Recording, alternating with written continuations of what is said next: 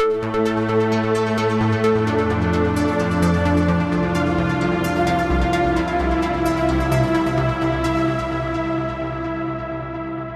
what happened next? So what happened next was, I had been away for a few years and had been sidetracked into, other things in life that, stopped me from getting back as a sannyasi immediately after living enlightenment process.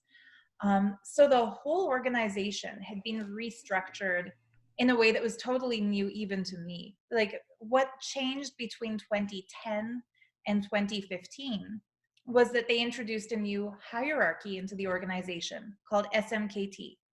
And it stands for Shri Mahant Mahant Kotari and Tanidar, which is a designation of people. The Shri Mahants were like the top of that pecking order. They were the people closest to Niti, who take directions directly from him. He communicates with them. They have a private Facebook group where he sends them blessings.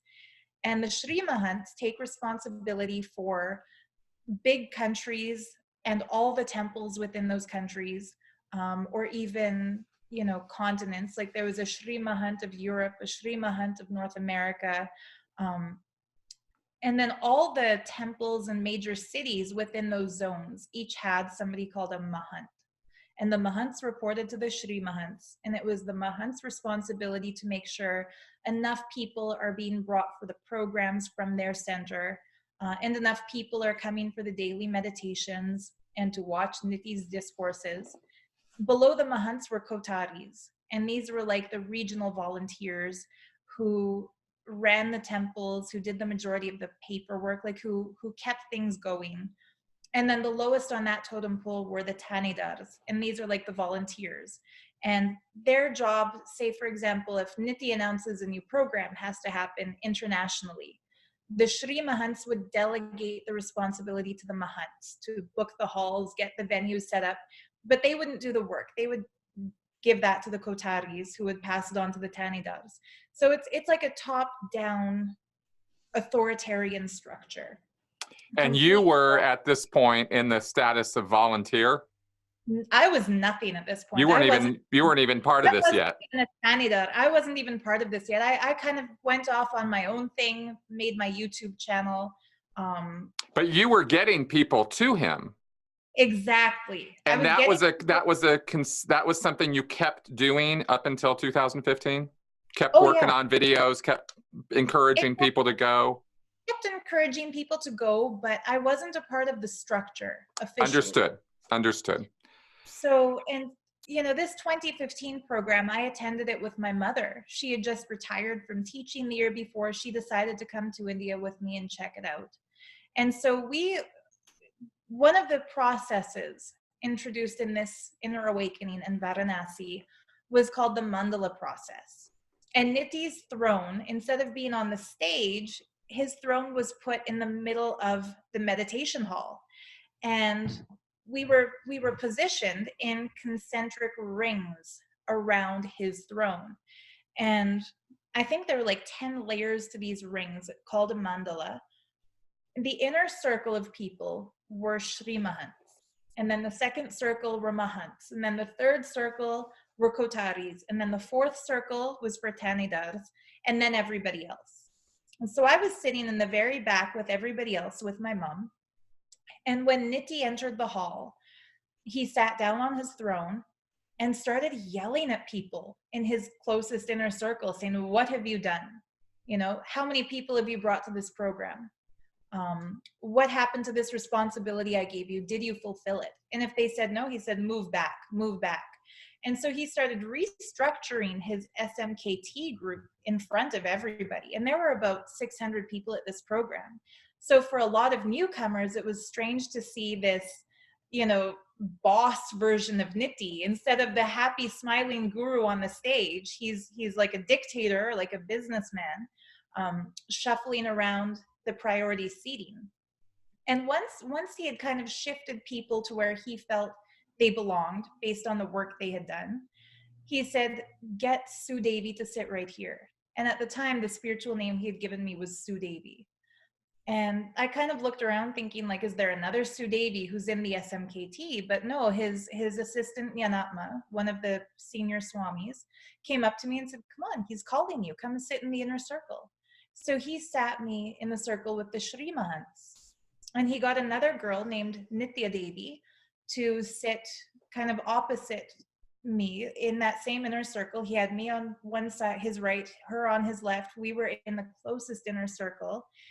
And then he announced to everybody that, you know, my videos had brought the highest number of people. So even though I wasn't officially in the SMKT, I had earned a place right at his feet. And you can imagine my spiritual ego was through the roof. Like, wow, he called me. Of the 600 people in this hall, you know, the avatar himself chooses for me to be in his inner circle. And just in case anybody's thinking, what's the big deal? That's so obvious. Come on, give me a break. Yeah. Dude, when you're sitting with 600 believers, yeah, right, that they all think this guy has secret knowledge and lore and he survived the slings and arrows of the world, and you are then specifically by name called up and you get to sit next to this guy. Yeah. Right? There is nobody who would not be a bit awe-inspired by this and start thinking, oh man, this is the shit. I am the bomb diggity, man. That is, absolutely. Sure. Yeah. Absolutely. And I mean, my mom was crying because she knew how hard I had worked just to be accepted into that program. And so for her, it's like her daughter achieved her ultimate goal of life, which is to be in Swamiji's inner circle. We called him Swamiji. Swamiji. Swamiji. In the house. No gangster intention. G is like the Sanskrit honorific. It's like son in Japanese. Like if I call you Chris Son or Chris G, it's like the spelled J-I. So he's a Swami who we honor. So Swamiji. Got it. It is a funny translation to English, though, given the darn hilarious. Yeah, exactly. Given the gangster thing, it is kind of funny. He is a G. So I like calling him Swami G more than Nitty or Nithyananda. Except it gives him too much respect. You know, the group of us who have left, our nickname for him is Poops. You know, we just refer to him as Poops. Because that takes away the seriousness of who he is. And so in our chats and in our discussions about him, we'll say, oh, did you see what Poops is saying now? It's so stupid. People fall for it. How did we ever believe in that? Right. Yeah, right. He called me to his inner circle and he praised me in front of everybody and said that I had brought more people to that program. And, you know, he also praised Nithya Devi, who later was given the name Mahayoga, and me, Sue Devi. I was eventually given the name Swarupa Priya. He praised the two of us for being active on social media around the clock and for putting his mission as a priority over our own life and constantly praising him and sharing his discourses and inspiring others. So he set us up as the example for people. And, you know, throughout that program, whenever he gave a blessing to his inner circle, he would first give it to her and to me. And, you know, he gave us each a pair of earrings. He gave me his armband. He really made people jealous. And this is something that he does. He deliberately singles out individuals as examples and makes other people strive to be like them. So the goal here was to make everybody stay up round the clock, active on social media, bringing people to him. What Nithya Devi was doing at that time, she was having huge sessions on Zoom where she would invite all the people who wanted to attend Inner Awakening but couldn't afford it. And she was helping them break through their incompletions with wealth, which ultimately means take out bank loans, borrow from friends, mortgage their houses, you know, let go of the fear. One of the famous quotes Nithya had made is, money doesn't matter. If you have a 401k, why are you saving for retirement when you could do something to enrich and cause your life now? You know, cash it in, come to the program. Right out of Scientology's playbook, almost word for word. Well, like I said, he's a big fan of L. Ron Hubbard. Yeah. So, throughout that 21-day program, it was a 21-day program. I decided all the goals I had set in my life up till then were nothing compared to the thrill that I got from sitting so close to Nithya. So I decided, now I'm really going to do it. I'm going to get rid of everything in my life and go and become a sannyasi. So I did. I went back first I returned to Canada with my mother when the program ended. I sold all my stuff, closed up my business. I had an online jewelry shop, and said my goodbyes to everyone in my family and moved back to India in late August of 2015. And immediately, like after getting back to the ashram, I was given so much praise by Nithya. Like my first day there, he called me to the green room behind his stage during one of the free programs he had for Indian people. So again, I'm walking through like thousands of people gathered in his hall onto the stage behind the curtain, which is always such a mystical thing. Like, what's back there? We don't know. I got to go behind the curtain. It was like going to see the great and powerful Oz. And right, exactly. There he was, lounging in his green room with his little personal team. And he asked me, what do you want? Coffee, tea, snacks? Ask for anything. They'll bring it for you. And he said that, I would be a part of his inner circle group and leading a Hindu think tank, and that we would strategize how to bring Hinduism to the world. And, one of the political moves he made, because he was not well liked by politicians in India or by traditional Hindu leaders in India, he was seen as a self-styled God man, not as somebody who falls within the traditional structure and framework. He wasn't given his post he wasn't made the successor to a predecessor. He kind of popped up and declared himself. So to ingratiate himself to the formal Hindu community that had previously rejected him, he decided he had to find a way to make them more popular. To get them to approve of him, he had to, do something for them. And so we were going to have a Hindu think tank, and he invited famous Hindu people like the scholar Rajiv Malhotra, who is an Ivy League Hindu educator, started inviting him to gatherings and reaching out to the leaders of other organizations to gather. And he wanted me to be a part of that team. And he told me whenever he travels, I would get to travel with him, and that my main responsibility would be the intellectual work. He gave me the script for Inner Awakening and said, he's going to step aside and just be there for the energy darshan to bless people. But there would be a team of teachers who conduct the sessions. And he made me one of the teachers on that team. And, it was really exciting. This seemed to me like a dream come true. It was what I wanted.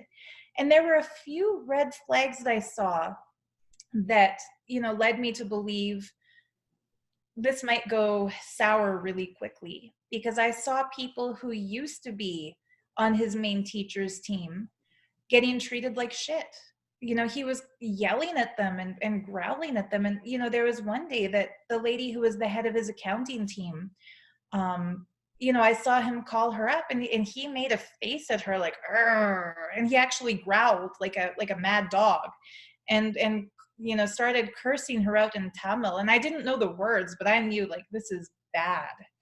And she was just shaking and cowering and running away. And I started to think, like, what will I have to do wrong?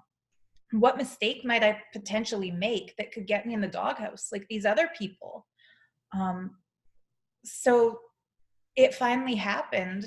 A few months later, we went to do a huge December program called Nithyananda in Phuket, Thailand. And, he had a travel team with him. I was part of the team, of course, there to conduct the program as one of the teachers. And, those of us teaching the sessions kind of worked it out when we would take naps and when we would go to the hall. None of us were getting a full night's sleep. We were kind of working in shifts, 2 hours here, 2 hours there. Oh, really? Yeah. Okay, so your life was not a life of ease and comfort. Oh, God, no. No. Well, I just want to be clear, because you're living the dream now. You're in the inner circle. You're as you're in the best place you can be in this Well, organization? yes. Yes and no. As far as Um, everybody thinks.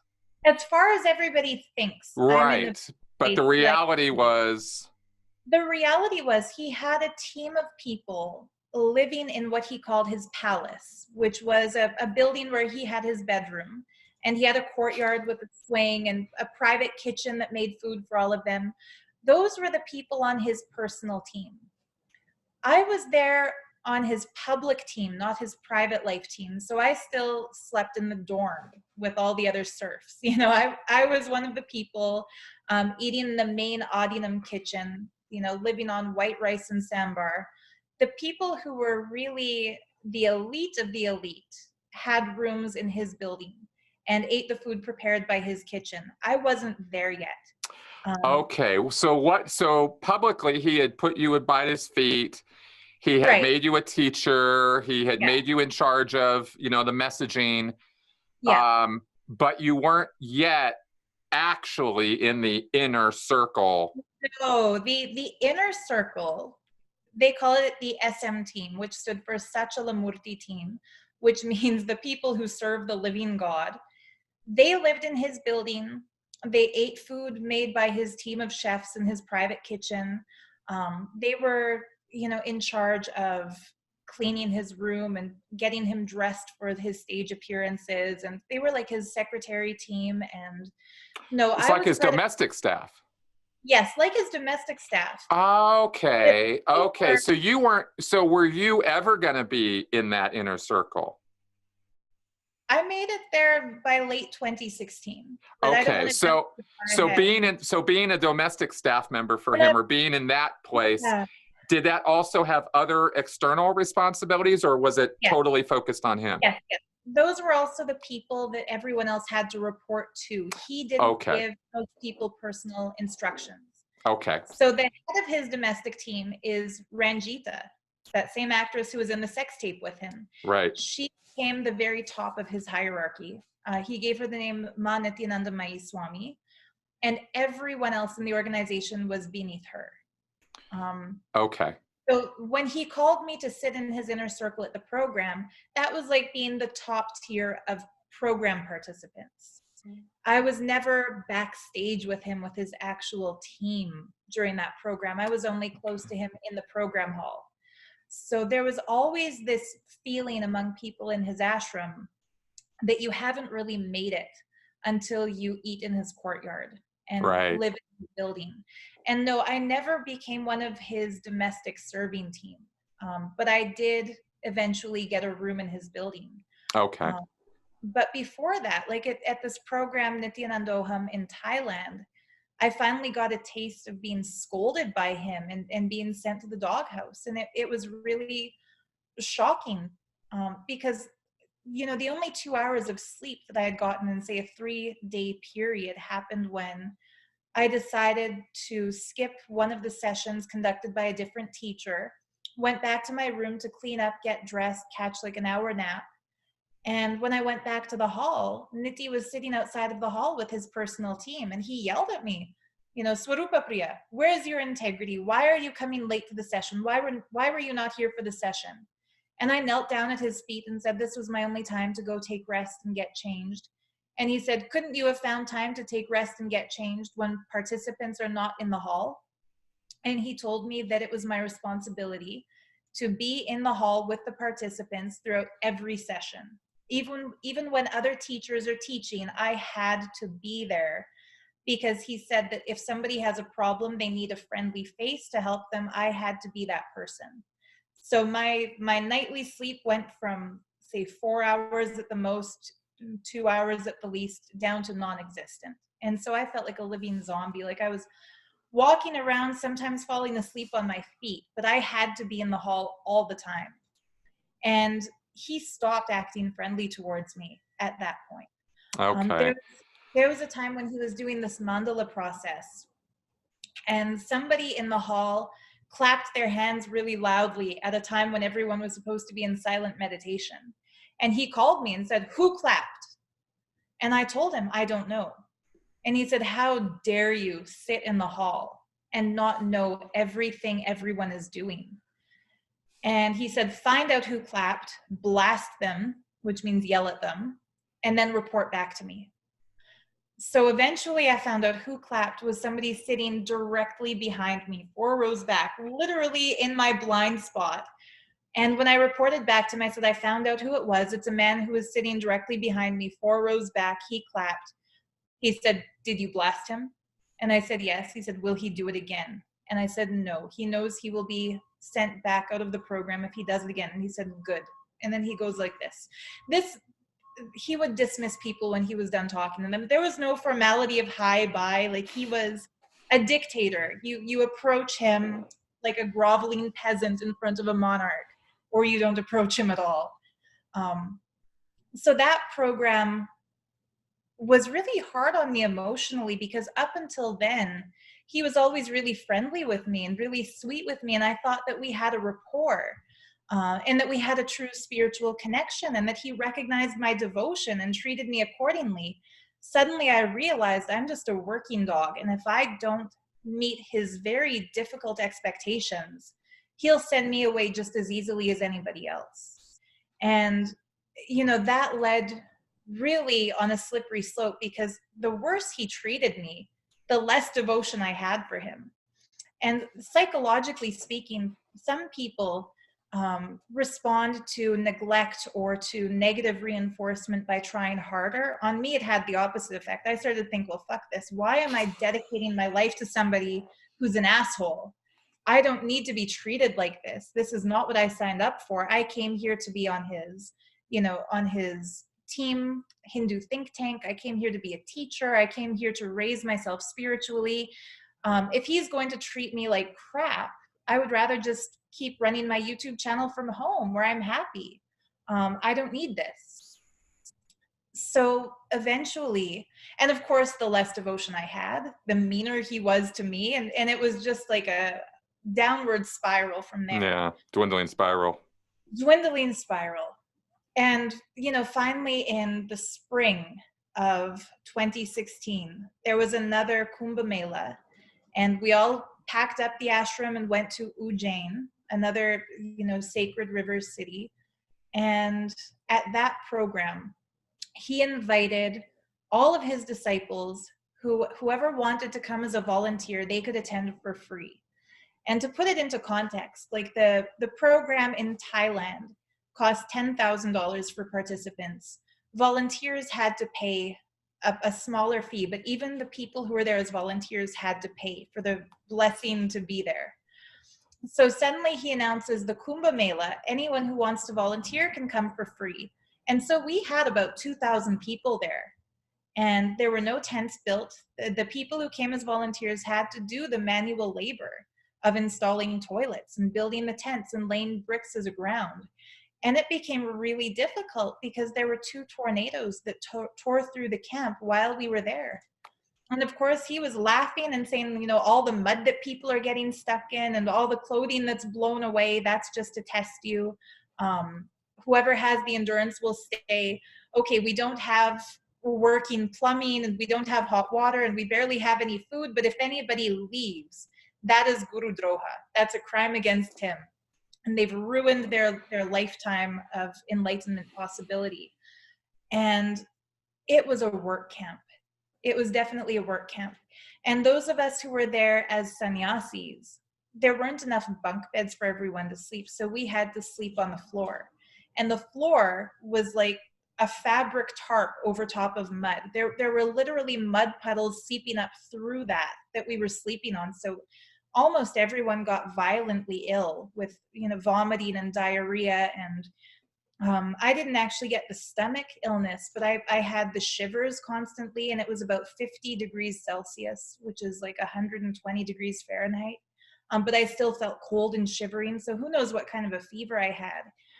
There was no medical attention given to us because we were told, if you're sick, you're burning your incompletions. So you expect this pampered Western lifestyle of having a bed. You have to sleep on the floor. It's basically your arrogance is burning through in the form of this illness. Go through it. Don't complain. Don't ask for help. Don't go to the hospital. And it was hell. We were put onto what he called survival teams. And the survival teams were not given a time to sleep or a time to eat. They were basically put to work. One group was a security team who had to work the front gate, not let anybody out. And when participants came in, like he was giving darshan to sometimes up to 20,000 people a day, locals and pilgrims, the security team had to make sure that nobody came in with a weapon and that they came through the temple properly and went up to the stage with the right reverence. I was on a team called the temple team. And so I had to stand in the temple, sometimes for 24 hours at a stretch, standing, not allowed to sit down, greeting people who came in to see the deities. And, you know, at one point, 5 days had gone by that I didn't eat food. I only drank the water that people brought because we didn't have water in the temple. And, you know, we got really weak. I started passing out, you know, behind the deities wherever I could. I would sit down and just sleep until somebody dragged me up and put me back to work. And I heard that the kitchen team had it even worse than the temple team. So I don't know what those poor people went through. But by the end of that program, I had decided when this Kumbh Mela is over, I am done. Like, I'm dropping out. I'm going back to Canada. This is not the lifestyle I signed up for. This is hell. And, you know, I tried to leave the day before that program ended, but I was stopped at the security gate and told I didn't have approval to go. And so Nithyananda Swami, the same lady who had brought me to the inner circle at the Inner Awakening in Varanasi, brought me to Nithi's bedroom. And I mean, that was a wake-up call. Seeing that the rest of us had been sleeping on a muddy floor and not eating, suddenly I see his room, and it's an air-conditioned tent with a beautiful bed and lots of nice furniture and people serving him some delicious food while the rest of us had been, you know, starved and sleep-deprived and overworked, and he's living in the lap of luxury. But he called me to him and he gave me a huge hug and he said, you can drop your coffee and go back, but don't lose your feeling connection. You're here for enlightenment. It was like a masterminded gaslighting. He said, I'm sorry that you weren't ready for this kind of training. I shouldn't have tried to train you like one of my top people when you weren't ready for that yet. It's okay. Go back. Oh my God, this is fucking like master class of gaslighting. Holy shit. Yeah, well, he used to say master is the master surgeon. Now we say master is the master manipulator. Yeah. Wow. So he convinced me to go back to Canada as a Kotari of the organization and take care of the city of Calgary and help plan their events and be one of his team members in the world.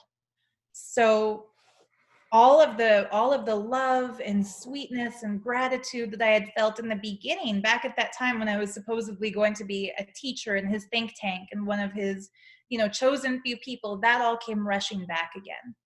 And it's easy to forget about your mistreatment and the abuse you've endured when your abuser, I wouldn't say apologizes. It's like he apologized for the fact that I wasn't ready for that yet. Right. But, you know, when he convinced me to keep my feeling connection alive and stay connected to him, and that's when he started really love bombing me. When I got back to Canada, he had put hearts on all of my pictures on Facebook. He had commented on something saying, I miss you, dear. And this man claims he never misses anybody, that if people come and go, it's their gain or it's their loss, but he has no attachment to anyone. He doesn't miss anyone. So my inbox was filling up with messages from his other disciples saying, how could you break Swamiji's heart like this? He misses you. He never misses anybody. How could you have left him like that? You know, you're supposed to be there. You should go back.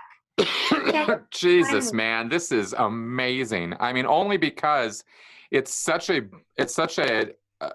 blatant, obvious example of that abusive relationship that I'm constantly harping on, you know, is the abuser, this is such battered wife syndrome in that, you know, you know, people don't, and I commented on this recently elsewhere, but it bears repeating. It's not all bad. No. You know, it's periods of just sheer hell, awfulness. But those are tempered by these moments of spiritual clarity and Right. beauty and bliss and wonderfulness. Right. Because if those don't exist, then the hell is too much to endure. And you were literally ready to walk out the door. Yep. He sees that and goes, okay, now it's time for the sweet. You know, Yes. I've given her the sour. Now it's Mm-hmm. time for the sweet. And you play people that way. That's how abusers play people. And it's, Yep. you know, and it is both of those things, Yes. you know. And it's really, really important to remember that and note that, because without the good times, you know, you're not going to stay, right? So you You're not- need those little bits. But even the little good times are awful, really, as you're Yeah. pointing out here. You know, they're Yeah. just gaslighting. They were, and I didn't know the term gaslighting at the time. Of This is course. only because after I left, I started Googling and researching cults and cult leaders and cult dynamics. I didn't know the term love bombing either, or else I would have recognized it as that. Exactly. So, you know, I was still very naive and very devoted to him. And so when he said, I tried to train you like one of my core people, sorry you weren't ready for that, dear. I'll treat you sweetly now because that's your level of devotion. He also laid on a shaming and a guilting where I felt guilty that I needed to be treated well. Because if I was more spiritually evolved, like his core team of people, I could endure his master training and not run away from it. Right. So he really, you know, it's a total mind fuck. There's no other term for That it. is absolutely the best term for it. I'm glad you said it out loud. That is exactly what he's He doing. messes with our minds. Yep. So I'll never forget, it was August 16th of 2016. For the very first time, he sent me a private message through Facebook Messenger. And he said, "Dear, are you there?" I replied, "Yes, Swamiji, I'm here." And he asked, you know, "I have a big favor to ask you. Could you spare 2 hours a day for Swamiji's mission? Could you dedicate 2 hours a day to me?" And of course, I was in full gaga mode. Oh my God, he's writing to me. You know, his inbox is only for life and death emergencies. And here, you know, the avatar himself is taking time out of his schedule where he cares for the universe just to write to me. Like, wow. And so I said, of course, so, you know, anything. And he told me to start researching different concepts related to Hinduism and start up the Hindu think tank work again. So he told me, you know, search for evidence that the joined family lifestyle is better, you know, than the Western single family lifestyle. Search for proof that the vegetarian diet is healthier than non-veg. Search for proof that wrapping the sari is better for the energy circuits in the body than jeans in a t-shirt. So basically, an ethnocentric view of Hinduism, he wanted me to start finding research that could substantiate his claims that the Hindu lifestyle is the healthiest, best lifestyle. And so I did. I started researching any topic he gave me and, you know, sending back to him in his inbox whatever links I found. That means, you know, proof of things like reincarnation, lots of things that, you know, are pseudoscience, but there is a lot of anecdotal evidence out there that can convince somebody. So I was sending him, you know, anything I could find about any topic he requested. And then finally, I got a message from Ranjita, his closest aide, that Nitty had given her the instruction to start a YouTube channel. But she said, "Without you and your expertise, how could I possibly start a YouTube channel? I can't do it without you." So I told her, "Okay, well, whenever you want to film a video, get me on Zoom or get me on Skype and I'll walk you through it." And she said, "No, I really need you here physically to do that." And so I told her, "Okay, you know what? I'll save up for a plane ticket, put my business on hold, and I'll come out for a couple of weeks." Then immediately she says, "Good news, Swamiji blessed you to join this free program called Nithyananda Yogam. And because of your sincerity, we'll pay for your plane ticket." So they flew me back. 2 days later, they had a ticket booked for me. And, you know, when I got there for that free program, Again, it was the love bombing. Everybody saying, we're so glad you came back. We missed you so much. They gave me a room in Nithi's building. They called it Anandapuri. So I had a room that I shared with the head of his legal team, actually. I stayed in what he called the asset room. So all of his stores of gold and jewelry and gemstones and all the cash was in that room. And he said, this shows the trust I have in you, is that I'm putting you with our most valuable possessions. And it's only in retrospect that I realized, okay, he considered me to be a valuable possession. But at the time, right. He called it the asset room. Of course you. That's right. Yeah. But I didn't catch that at the time. That only came when I thought back on it later. Right. But yeah, the love bombing started again, and he started praising me to everyone. And, Ranjita praised me for helping her start her YouTube channel. And then he made me the head of the social media team. And he made me a mahant. He gave me a big mahant mala with 2,000 rudraksha seed beads on it, really valuable thing.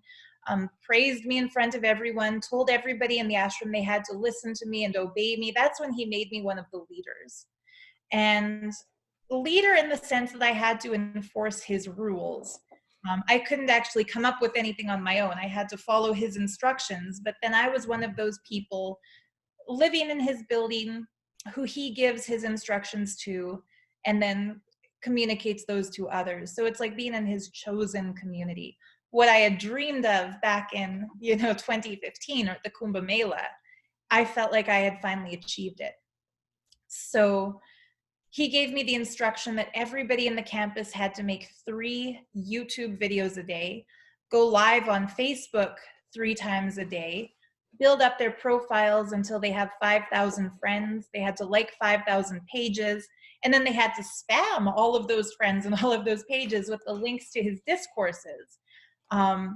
It's interesting. I saw an interview with a lady who left Scientology, and she was given the job to travel around the US and create fake profiles that were used to basically do character assassination on dissenters and to troll the trolls.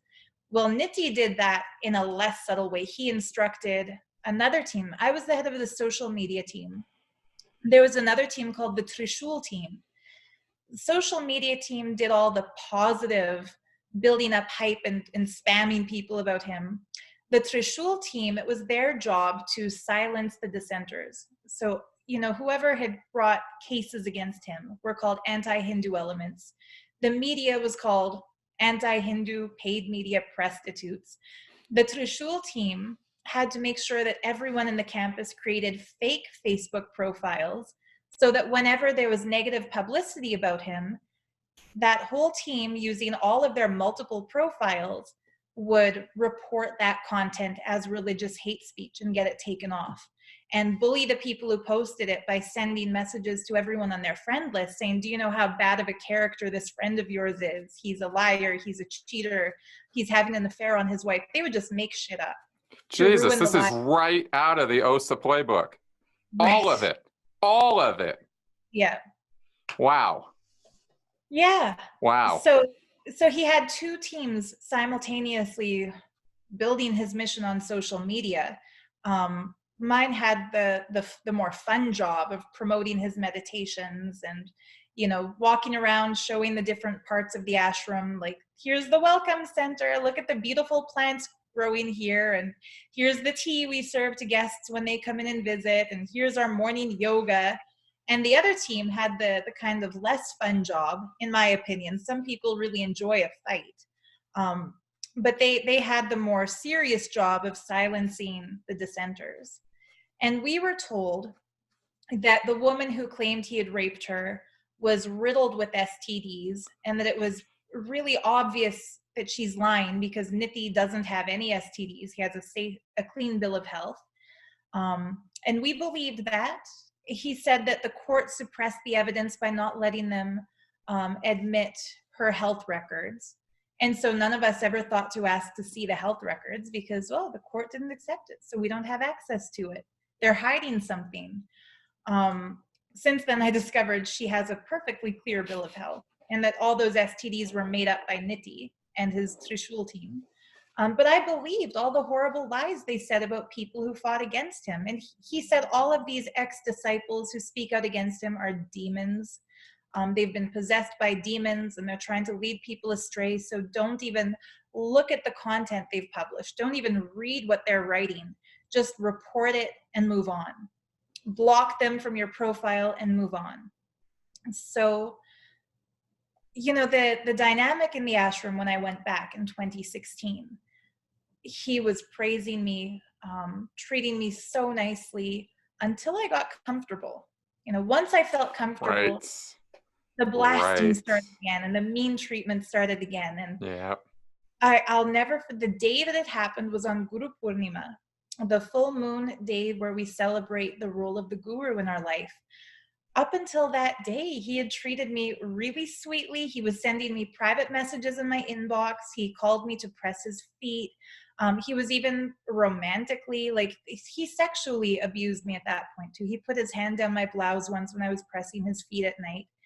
He made me believe that I was an incarnation. He told me in a private Facebook message that he is Sadashiva and I was an incarnation of the goddess Parvati, who is Sadashiva's wife, and that we were meant to be physically together.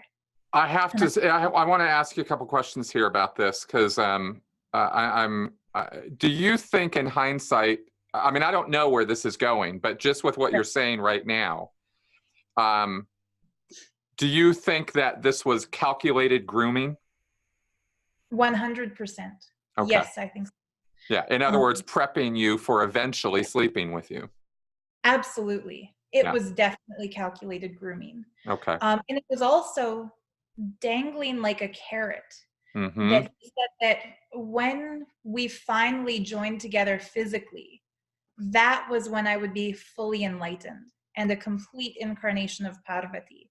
And then he would put me on a golden throne on the stage to give people darshan, and that everything he's doing is building me up to that point. And thank goodness it never actually reached that point.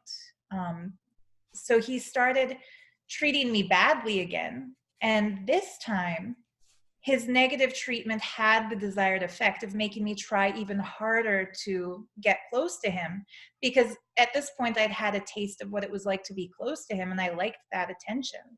And so I started beating myself up over it. Like it started Guru Purnima, you know, in early 2017, after I'd been there for a few months being given the star treatment. We were all gathering together in the temple in his ashram. And, you know, he has this habit when he enters the temple. He walks down a middle aisle towards the deities. Women queue up on one side, men queue up on the other side. And his entourage follow him towards the deity. That's like the SM team, which I never made it to. So nobody is allowed to step on his red carpet. Everyone has to queue up next to it. And there was a local person who I saw was kind of going into a state where that person was going to make a run for it and try to get to Nithya. So I said to that person, please step back really quietly. And Nithya screamed at me, Swarupa Priya, who told you that you can be here right now? Get back. And it was crazy because we were all told we had to be in the temple. So suddenly I was shaken and thought, oh my God, like, was I wrong to hold that person back when they tried to run onto his red carpet? Like, I thought I was doing what I was supposed to do. And then he gave that growling, mean, angry face to me that I had seen him once give to the head of his accounts team. And I thought, oh my God, I must be in such a low state. You know, he tried giving me such a nice in to his inner circle, and I failed him. So I started going into a depression. Like I wasn't ready for him. I wasn't qualified to be around him. I was failing. And then he started piling on instructions that were impossible. Like, he'd already said everyone has to make 3 YouTube videos a day. Morning yoga was moved from 5 a.m. to 4 a.m. And it was my job to go through the women's dorm and make sure everyone was there for the 4 a.m. yoga, which meant I had to be up at 3 a.m., get dressed, get ready, be in the dorm by 3:30 to wake everyone else up so they'd be there by 4. And if people weren't there on time, I got yelled at and told that it's my incompletion and that I should be in a space of responsibility for everyone. And that if even one person was missing from yoga, it was because my space had dropped. And if I'm, here as an incarnation of Parvati, and even I'm not able to hold the space, then I will never realize my full potential as that. And little did I know that simultaneously he was telling lots of other women who he liked that they were incarnations of Parvati and giving them their own jobs to fulfill. Like this was kind of his game. So I took it really seriously and tried really hard. And as soon as I succeeded at some instruction he gave, he would raise the bar of expectation that much higher. So nobody was ever fulfilling the work he gave them. We were always striving to do more, because as soon as we did what we were told to do 10 times beyond that. Right. And, that reached its pinnacle in a December program called Mahasadashivoham in, towards the end of 2017, December 2017. The day before that program, he called, his 3 top acharyas, Manyanatma Swami, who does like the main director of events for the programs, a lady named Manitya Mahayogananda, who had been the girl Nitya Devi, who had also been called to his inner circle back in 2015 with me. She is the head of his team that manifests powers.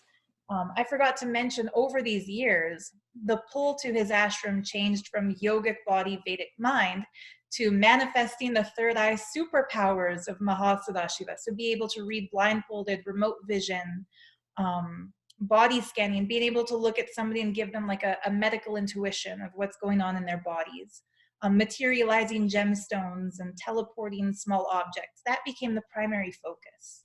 And he told us that if we manifest these shaktis or these superpowers, that was the manifestation of our enlightenment. It proved we were on track with enlightenment. Right. And even more recently, he's claimed to have cured blind kids. Yes. Yeah. Yeah, this guy does not make small claims, I mean, none of it is backed up by anything like evidence, but, who cares, as long as you're making the claims and getting enough, new blood coming in who are going to believe you, you can just keep the revolving door going, Exactly. So Mahayoga is the one who conducts these manifesting power sessions. And, what makes it really complicated is that a lot of us have had glimpses of experiences of these powers, which means, we'll sit there blindfolded for hours holding a paper with words on it. And suddenly we'll see a flash of some golden letters in our inner space. Now that very well could be hypnotically induced. But everyone who has had this glimpse believes that the power is there, and they just need to surrender to him more deeply, and then they'll be able to really read blindfolded. And he gets kids on stage to demonstrate that they're reading blindfolded, and he gives that as his proof. The kids can do it because they're pure. They have less samskaras, less engrams, so they're an open, receptive being, and they'll be able to manifest it easily. And Mahayoga leads the team training people. And then he called me as the head of social media. So the 3 of us were sitting in front of him in the hall that they were constructing. And Nyanatma kind of looked around and said, the construction team were supposed to have the hall finished by now. How did they miss it? And he said, because the 3 of you are failures. You don't take responsibility for the construction team, and that's why they're behind. Why weren't you running after the construction team to make sure they fulfill this? And meanwhile, none of us are getting more than an hour of sleep per 24-hour period because we've got our own impossible tasks to run up. And now he's blaming us for the failure of the kitchen team, the construction team. And, if a temple puja was 5 minutes late, even though that's way off in another part of the campus, that's also our fault.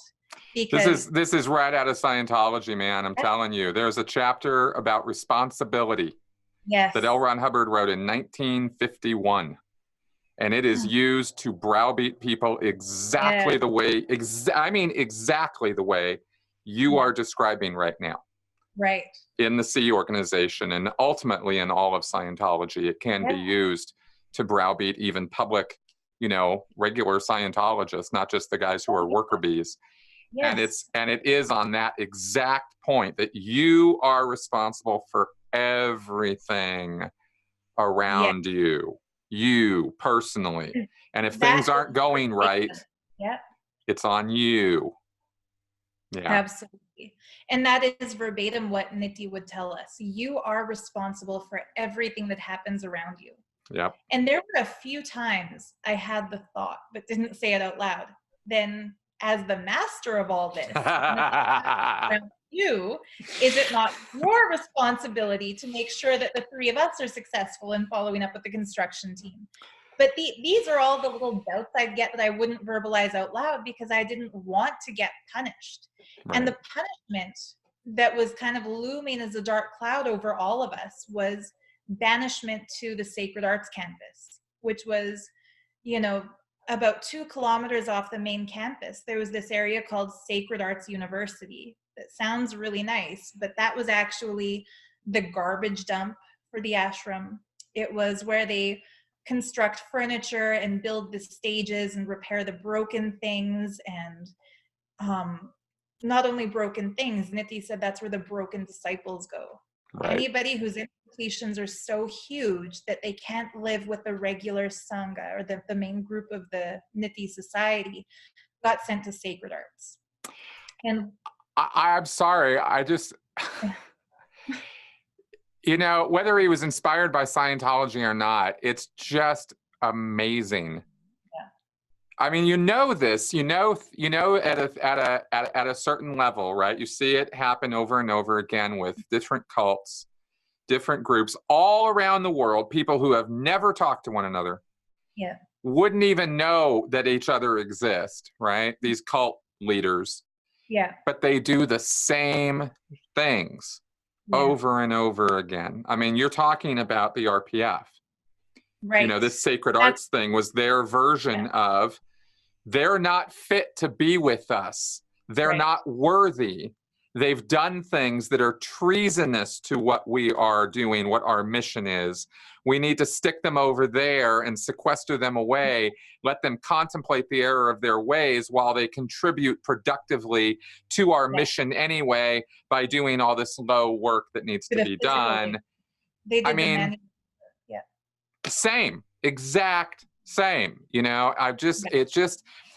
I know this is true, and yet when you are talking about this, I'm just like, Jesus, man, it is just amazing to see it play out this way over and over and over again. Absolutely. And of course, we were told it's not a punishment. It's something called prayaschita, which means coming to the space of inner completion within yourself. So those people are rehabilitating themselves so that when they get welcomed back into the regular mainstream Sangha, they're ready for it. They can handle the responsibility. They won't fall back into a low inner space. Do you know what the RPF is in Scientology? Yes, Ron Miscavige told me about it when I came to this point in our interview too. Yeah. Yeah. It's the Rehabilitation Project Force.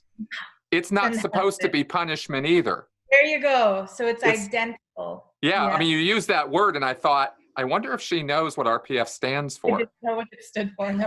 But Ron told me that's the same thing that stands. He mentioned that, people in RPF had to wear all black. Yep. The people who go to the Sacred Arts campus to do prayaschita, instead of wearing the bright colored kavis, like bright orange for the first level and a darker maroon color for the full swamis, when they went to Sacred Arts, they had to wear a really muted kind of ochre shade. And that was a symbol of the fact that they are not complete members of our group anymore. They have to wear this prayaschita color. And, the women weren't allowed to wear saris. They had to wear something that looked like pajamas when they're at Sacred Arts. So they're walking around in prisoner-like uniforms. They had to sleep on a concrete floor, no beds, no mattresses. They weren't served food from the main kitchen. So even though we were on kind of a high carb, low protein diet with not much diversity, at least we had vegetables every day in the main campus. At least once in a while, the sambar had some beans in it or some chickpeas. They never got any of that. They had to fend for themselves. So they had to beg for rice. They had to cook for themselves without a proper rice. They had to cook for themselves without a proper kitchen. They were all malnourished. They were all stick figures there. And the Jesus, saddest man. thing, just very similarly to Scientology, people can ask, why don't they just leave? You know, the perimeter wall with the razor blades on top of it, those are just the physical barriers, but the mental barrier is even bigger, because they're told if they leave in the middle of their prayaschita, they will never be complete. They have to go through it and get accepted back by Niti. And if they don't, they will be failures for the rest of their lives. So they believe they have to be there in that prayaschita, and that it's for their higher good. And yet the rest of us were threatened. Niti literally told me that if I didn't fulfill his expectations, you know, that day in that construction site where they were building the Mahasada Shivoham Hall, he literally told me, you are a third-rate bloody dog. You're a failure. You have no right to even be in my life. Get lost out of my sight. He told Nyanatma and Mahayoga, don't give Swarupa Priya any time on stage in the Mahasada Shivoham program. Her space has fallen. He didn't even talk directly to me. He instructed them how to deal with me. And he said, take away her social media team. She's not qualified. She's not inspiring people anymore. She's not making them do their videos. You know, give that responsibility to Ma Pranapriya, one of the biggest bullies in his organization, who, you know, when he tells me to treat people like shit, I don't have the heart to do it. That was my biggest mistake in his eyes, was that I was too gentle with people. He actually told me that my Canadian politeness is not a strength, it's a weakness, and learn to be ferocious with people. So, I mean, he had instructed me to beat people with this lion stick he gave me. I never did that. I never beat anybody. He told me if someone was sick and they were missing yoga, pick them up by the feet and drag them by the ankles to the hall. And if they die, at least they'll die in the yoga session instead of in the dorm. So he had complete lack of compassion, and he expected that same lack of compassion for anybody running his mission. And I could never really break that last barrier from friendliness into ferociousness. As much as I tried, I mean, I did yell at people when he told me to, but I could never actually beat people when he told me to. And I would take metal plates and bang on the bed frames in the morning saying, get up for yoga, it's time for yoga. But I could never take it that step further to literally physically removing somebody from the bed and dragging them. I never laid hands on anybody. And so that made me a failure. So the people who were ready to be completely immoral bullies, those were the people he praised. And it got really difficult in that Mahasada Shivoham program. That was, well, you're basically describing a situation where you're being run by a bunch of psychotics. yes. I mean, that's really what you're describing here, and it's you know, there's just no word for this except it's psychotic. It's psychotic.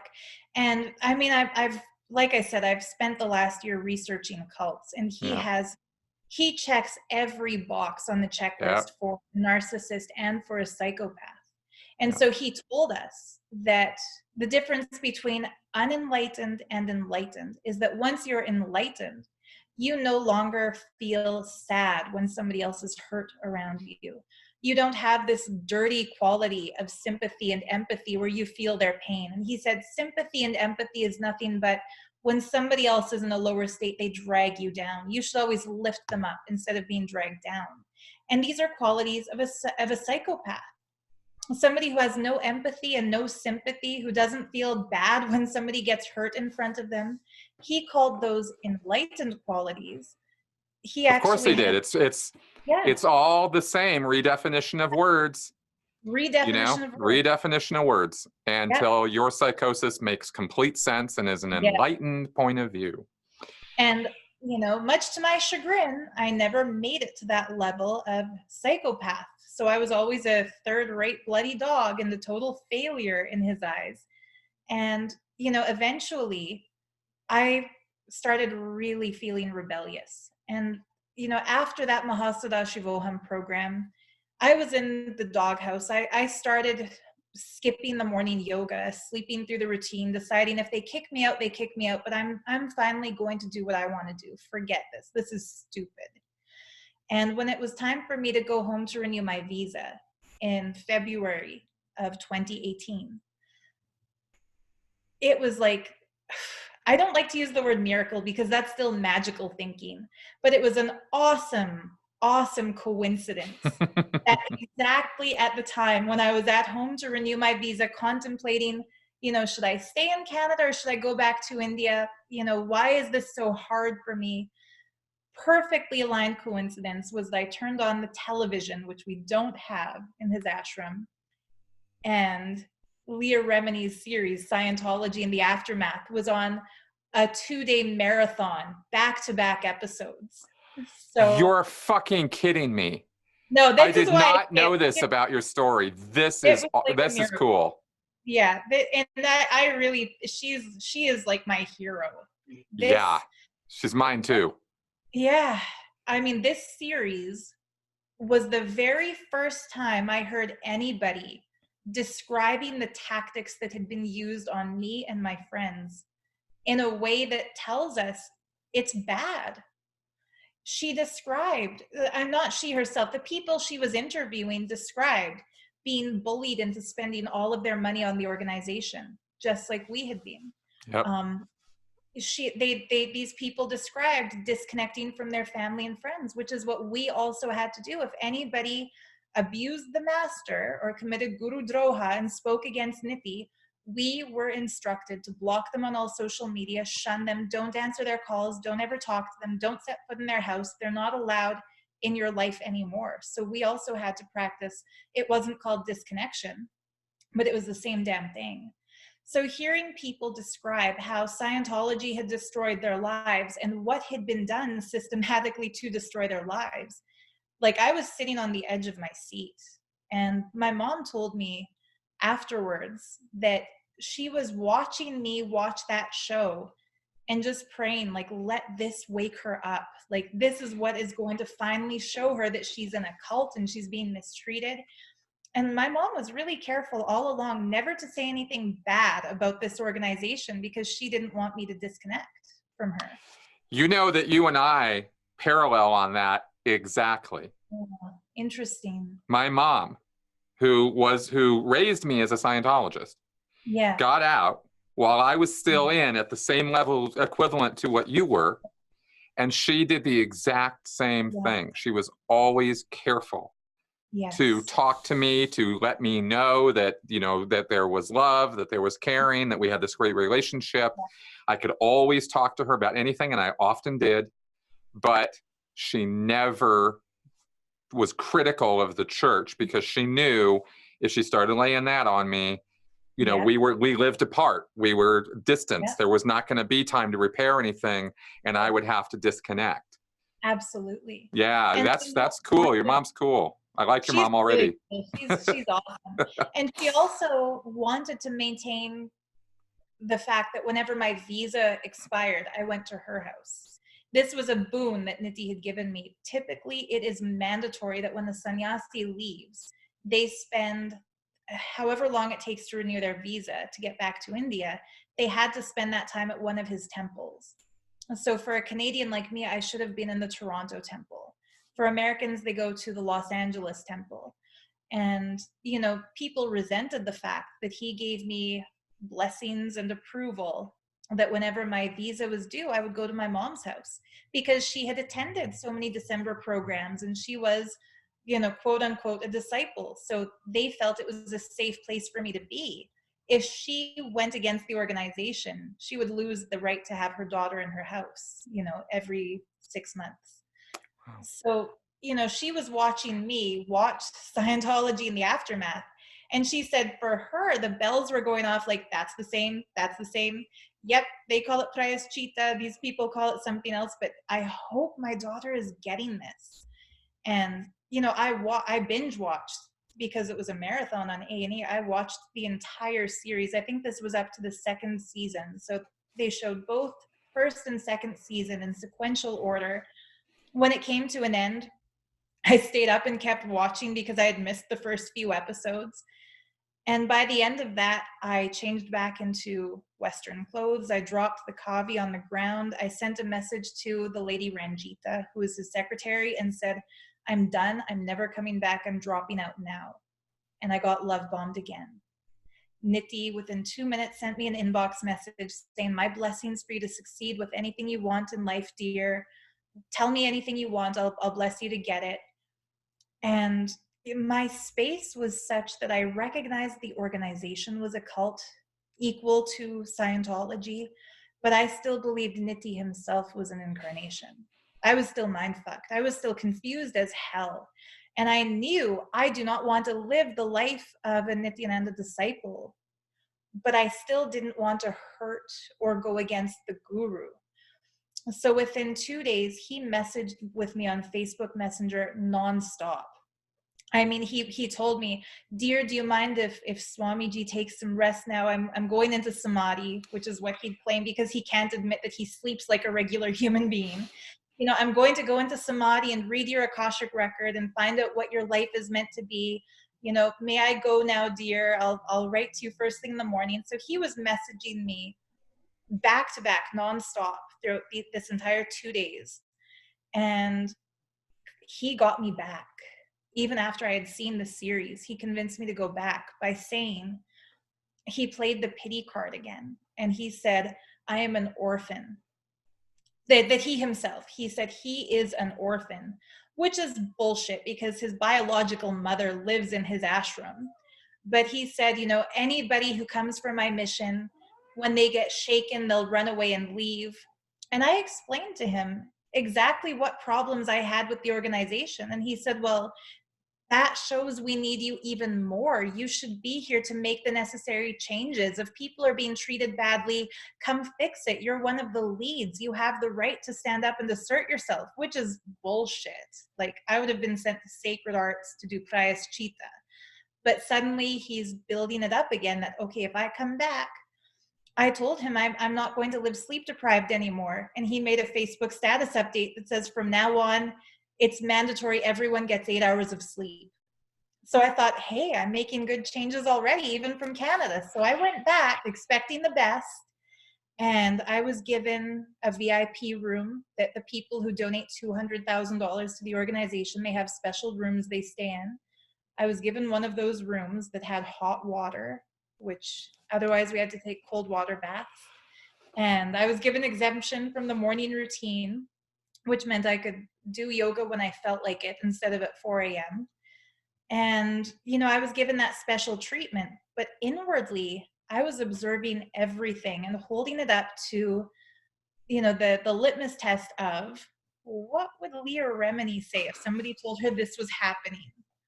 And so I started to recognize. That is kind of awesome. It is, right? Like she really woke me up that this is a cult. Mm-hmm. And I think what's his name, Mike Rinder, the guy who was along with her in that series. I don't Rinder. Yeah. Yes. Yeah. I don't want to, you know, make it sound like she's the only one. I know there was a whole team involved. Oh, no, that. Of course. But yeah, that series, that was always in the back of my head. To the point that I Googled cults and downloaded this ebook called The Mind Control Manual from a website that I found about rational thinking. And I sat down with one of the other leads, Manya Natmaswamy, and went through point by point and said, okay, listen to this. You know, cultic groups practice sleep deprivation on their members. They redefine terms and use, you know, verbal cues to keep people in check. And, you know, they follow a group mentality and us against them mentality. And they use information control. So anything critical is banned and shunned and called evil and demonic. And I went through this whole list of characteristics and told her, we need to make a change. And instead she turned it on me and said, you're right, this is a cult. But who says a cult is a bad thing? It might be that all of these cults out there are just naturally practicing Hindu enlightenment without even knowing it. And here we have the ultimate avatar himself running it. So let's just own it and declare, okay, we're a cult, but we're a good cult. And I was like, this is wrong. This is not good. Like, this is not what I was going for. I'm just on Mars now. Yeah. did that post, I'm curious about this 8-hour sleep thing. When you went back, right. was that a thing? Were people getting sleep? No. So Right. here's what happened when I got back. Right. I once overheard a meeting between Nithya and the Gurukul kids, the children who are the residents of his school. And he was yelling at them, saying, "Who told you to sleep 8 hours a night?" And one of the kids said, "Swamiji, your status update said," and he said, "Fool, that is for the people who need sleep. But you are superhumans. You are beyond sleep. That instruction, 8 hours of sleep, is for humans. If you're going to fall into your laziness and your tiredness patterns, then go ahead, sleep." He gets this really sarcastic tone when he wants to make somebody feel shitty about themselves. "All right, you need sleep. You go sleep, but don't be there at the temple for the ritual. I only want superhumans in the temple." So he told all of us that one of the superpowers described in Hinduism, called Kutakesha, means going beyond sleep, and that ideally we should manifest Kutakesha. But if we need 8 hours of sleep, we can take it in sacred arts. So Nice. Yeah. Nice. Oh yeah, So you can get 8 hours of sleep along with all the other people on the RPF. yeah, that's it. That's exactly it. And of course, that's also a sham, because if you go to sacred arts, it's a manual labor camp, and you don't get 8 hours of sleep there either. But you'll be in a group setting where everyone together is trying to break their attachment to sleep. Right. And I tried to explain to her why the last thing any group of people would want to be is a cult. And there was absolutely no processing on her. She couldn't possibly accept that the morning routine was being used to control people's minds. Mind control manual that I was reading to her, it says that, you know, the recipe to make somebody believe any bullshit you tell them is that you sleep deprive them, you physically exert them, then you make them go into a brainwave state that is less than the typical thinking state, and then you indoctrinate them. And so our daily routine started at 4 a.m. People usually went to bed after midnight, so they're sleep deprived. There's number one. First thing they had to do was yoga, so physical exertion. The second thing was the puja meditation, so entering into a different thinking state than the typical state. Finally, it was Nithya's discourse. So it was exactly a formulaic recipe for brainwashing. And she said, but he designed this based on traditional Hinduism. I don't believe that anymore. I think he learned really cunningly how to run a cult. And then he filled in the details later to say that it's scriptural or it's as per Hinduism. He tells us, wake up at 4 a.m. It's Brahma Muhurta. That's the best time to rise and shine as per Hindu scriptures. Yes, that's true. But scriptures also say go to bed at 9 p.m., which he doesn't do. So it's like he'll use a traditional Vedic concept to justify what he's doing, but he only half does it as per his agenda. So I was awake. Can I interrupt you for a second? Yeah. Was he at the 4 a.m. yoga classes? Never. Right. No. There you go. And you know what? Sometimes he wasn't even there for his own discourse. So one of my jobs, one of my responsibilities was that I had to stand on stage and introduce him before satsang. They called me the face of the organization at this point. I was in all the videos, I was in all the discourses. He used me as the Western example. When he had love bombed me to get me back, he told me I would be the first enlightened disciple of the organization. And that if I left, I would miss out on that possibility. That's one of the things that got me back in again. So he's always trying to boost our egos to justify treating us like shit. So it's like, I'm so lucky that I'm his whipping person. So I would be there on stage. Sometimes they would tell me, Nithya is coming in 10 minutes, so give a brief introduction, summarize what he said yesterday. I'd start wrapping it up at the 10-minute point, and people would be in the tech pit, which is like the area beneath the stage where all of his monitors were kept. So for example, if he started going into a scientific discourse, somebody would be frantically Googling what he's talking about to project on the screen.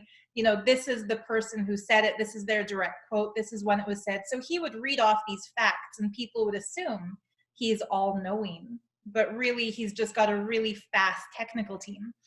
So I'd start wrapping up at the 10-minute mark thinking he's got to be entering the stage behind the curtain that's behind me. And they'd be going like this, going like, keep talking, keep talking. And sometimes I'd have to talk for 1 hour, 2 hours. The longest it ever went on was 3 hours. You had to stand on a stage and ad-lib for 3 hours? Yeah. Damn. That is, I'm telling you, that's talent. Well, thank you. Yeah. And I wouldn't have considered it a talent at the time. I would have thought he's blessed me to do this. I can do this. Right. He has given me this capacity to speak and to, there were times when I would literally feel like, oh, I am bullshitting. Like, I'm going to get called on this bullshit. And afterwards, people would come up to me and say, what you said today was so moving. Like, that was exactly how I was feeling. So again, he would tell me that there was a time when I was on stage ad-libbing because none of it was scripted. I would always just make things up on the spot, typically based on his previous day's discourse. So I would put it in my own words, give some examples of how we were incorporating it into our lives, and just reinforce whatever he had said. There was one day I assumed he wasn't there yet. And as I was talking, he started yelling at me from behind the curtain, saying, you idiot, people aren't listening to you. Make them listen. There's people sleeping in the hall. Yell at them, blast them. Like, he would get in this angry voice. And so I had to keep a straight face and not show the distress that he's yelling at me behind the curtain, because people couldn't pick up his voice in my mic. So I would have to say, everyone, please sit straight. Please be in the space of listening. Don't fall asleep. Swamiji won't grace us with his presence in the hall unless everyone is paying attention. And he'd yell, saying, no, no, no, blast them. Don't be so gentle. Be ferocious. And so people thought I was this raging bitch because I'd yell at them from the stage, wake up, no sleeping, sit straight, lock the doors, don't let anybody out. They thought I was running the place like a tyrant. They don't know that everything I said, he was behind me dictating what to say. Right. So he would do things like that. That's how he gets away with being on stage and smiling all the time. And that's how he gets to keep a smiling, friendly face on stage and never yell at people to wake up, sit straight. He had us do that for him. Yep. And it's only once a person gave up their life and lived in the Audinum, joined his order, like the Sea Org, it's only then that they would see his real face. The dictator, the tyrant who yells at people all the time and threatens you with sacred arts and prayaschita. Before that, he's this loving, benevolent incarnation guru figure. But once you commit yourself to him, it's like a Jekyll and Hyde. Like, suddenly the friendly, loving, benevolent guru you came for is replaced by an angry dictator who thinks that you're worthless and that you have to earn your right to be there to serve him. It's really crazy. It is, and it's disturbing and kind of scary that a person like that is able to play people by going back and forth between the naughty and the nice, right? And the naughty and the nice. And you want that nice so bad, you will put up with so much naughty to get it. Right. You know, it's there's something about us, and it's all of us, you know. I don't think there's anybody immune from this if it's framed the right way for them to hear it the way they want to hear it, you know. I mean, one of his closest disciples who helped him flee India to escape a rape charge has 4 degrees from Harvard, Stanford, MIT. Like, he is a very highly educated, intelligent multimillionaire who fell for everything Nithi has ever said. And, you know, he has people who are executives at Facebook who are following him, and that's how he can get away with all of his disciples have fake names on their Facebook accounts and all these fake profiles. An ordinary person wouldn't be able to get away with that, but he can get away with it because he has disciples in high places all across society. So, I mean, I've gotten a lot of shit over the last month since blowing the whistle on him by people saying, well, You seem intelligent. So were you a co-conspirator with him? Did you know he was bad? Or are you just mad at him now? And no, I fell for him, just like so many other people fell for him. And, you know, a sad thing in the anti-cult community is that a lot of victim shaming goes on. You know, people will say, okay, so he told you that you're an incarnation of Parvati. Didn't you know that that was the same lie he told to Arti Rao, his most public rape victim? Didn't you put two and two together and realize, well, if he's saying this to me, then she must be telling the truth? But the answer is no, because at the time that I was there with him, I had never read her statement or watched her video because we were told not to. And it's interesting. Like, I've heard people say the same thing about Scientologists. Haven't they read the book Going Clear? No, they haven't, because they're told that that's bad, right? Exactly. Exactly. And they're not going to. You know, you try to communicate that there is a self-policing that goes on. Yeah. Once the guy's got it installed in your head, once he lives there, and once you've adopted this person as this authority figure, then their advice, you know, becomes orders, becomes direction for your life. And Absolutely. And you don't buck that system, because this is a person who's dangling a carrot in front of you, promising you the sun, moon, and stars. You want enlightenment. Don't you want to be guaranteed that when you die, you'll go to Kailasa, the eternal abode of Lord Shiva? Well, if you listen to Arti Rao's rape case, you will lose your place in Kailash. You will never be a part of Sangha ever again. That if you listen to an anti-Hindu element, you become an anti-Hindu element. Our version of SP is anti-Hindu element. Yep. So, AHE. Yeah. Yeah. Anti-Hindu element, AHE. Interesting. Yeah. Yeah, exactly. So you find yourself in the middle of a cult. You know you're in a cult now. Yes, I know I'm in a cult now. And I'm trying to reform the cult from within the cult and say, hey guys, let's stop acting like a cult. This is bad. And they're saying, no, they're justifying. We are not sleep deprived. We're manifesting the power of Kutakesha, going beyond sleep. We're not malnourished. We're manifesting the power of Nirahara. We are beyond food. Nithi isn't yelling at us like a dictator. He is blasting us through ferociousness to break our patterns. You know, we are not humans who need what a human being needs to be healthy. We are superhumans. We are beyond that. The kids aren't kids. The kids are incarnations being trained for their missions. So don't treat them like children. They are above you spiritually. And that means that they can take even more harsh treatment than you can, because they are these great incarnated beings.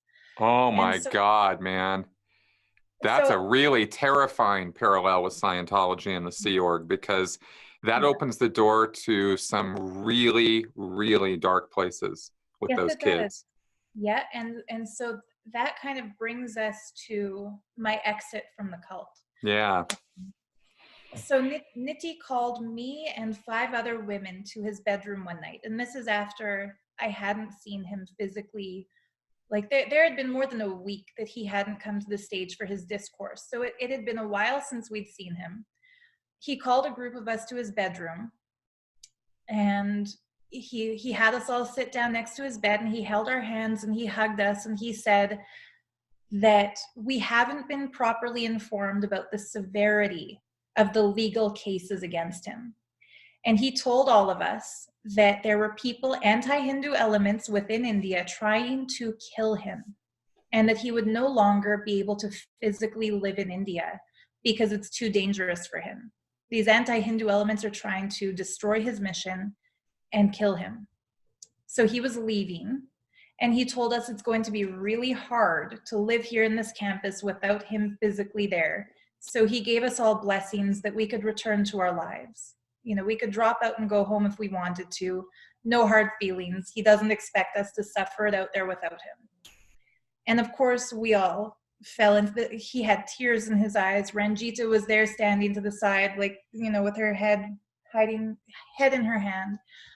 So we all felt really bad for him, and declared that we would not leave. You know, even if he's not there, we'll stick it out.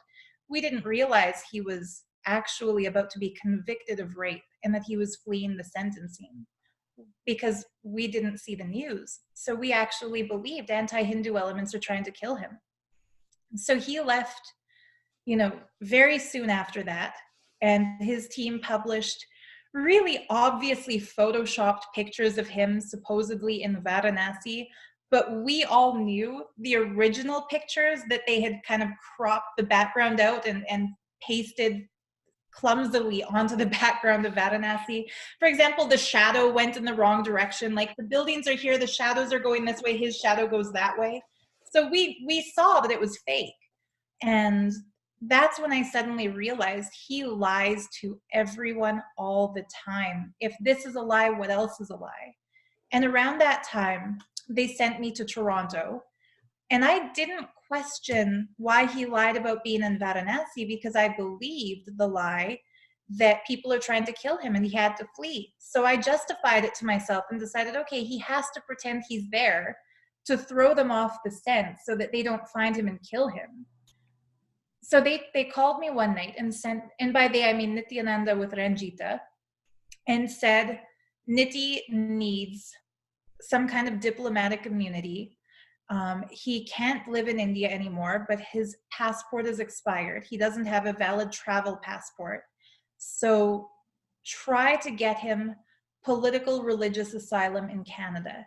So they sent me to Toronto. They told me to make any contact I could with the Canadian national government. They specifically said, reach out to Trudeau for help.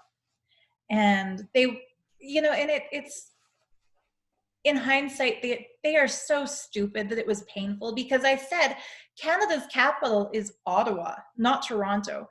So if you want me to reach Trudeau and the national government, don't send me to Toronto, which is like 200 kilometers away. Same province, but wrong city. Send us to Ottawa to do this.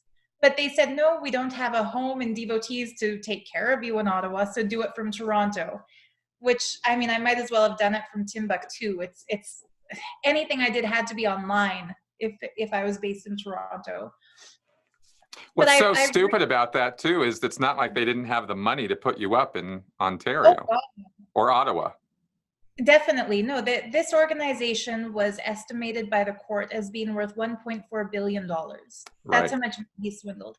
Because, for example, that Mahasadashivoham program, where he called me a third-rate bloody dog, that I hadn't done more for it, he expected me to bring 10,000 paid participants through my YouTube channel. And at the time I had 50,000 subscribers. He said 10% minimum should have been there in attendance, 20% if I had any inner space for him. The fact that I only brought 100 people meant I was a failure. That program at $15,000 a person had more than 1,000 participants. So that's like $13 to $15 million for 1 month. And this guy, Nithya, did nothing. It was his acharya, it was his teaching team. Maha Yoga conducted the majority of that program. And the rest of us ran the food service, cleaned the hall, did all the preparations. He came onto the stage maybe 3 or 4 times in a week to touch people and to bless them. But we were told, he does all the work, you all do nothing. So yeah, the organization had more than enough money to put up as many people as they wanted in Ottawa, but they're cheap. They do not spend that money. When programs happen around the world, it's up to the local center to pay for it and to collect donations.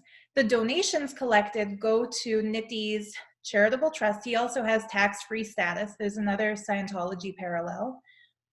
All these guys love, it's the coveted thing, tax exemption. The coveted thing. It legitimizes them as a religion. Yep. And it makes their money untouchable. That's right. So he had one set up in Houston, Texas, one set up in Los Angeles. These charitable trusts, any money earned at a program through donations anywhere in North America gets deposited into those accounts. And any program fees and expenses, it's on the local Sangha members to pay for it. So people are constantly spending their money, not getting anything reimbursed back by the organization. The organization is getting richer and richer, and nobody knows where the hell that money is going. Exactly. It's not getting spent on the people or on the programs or on construction.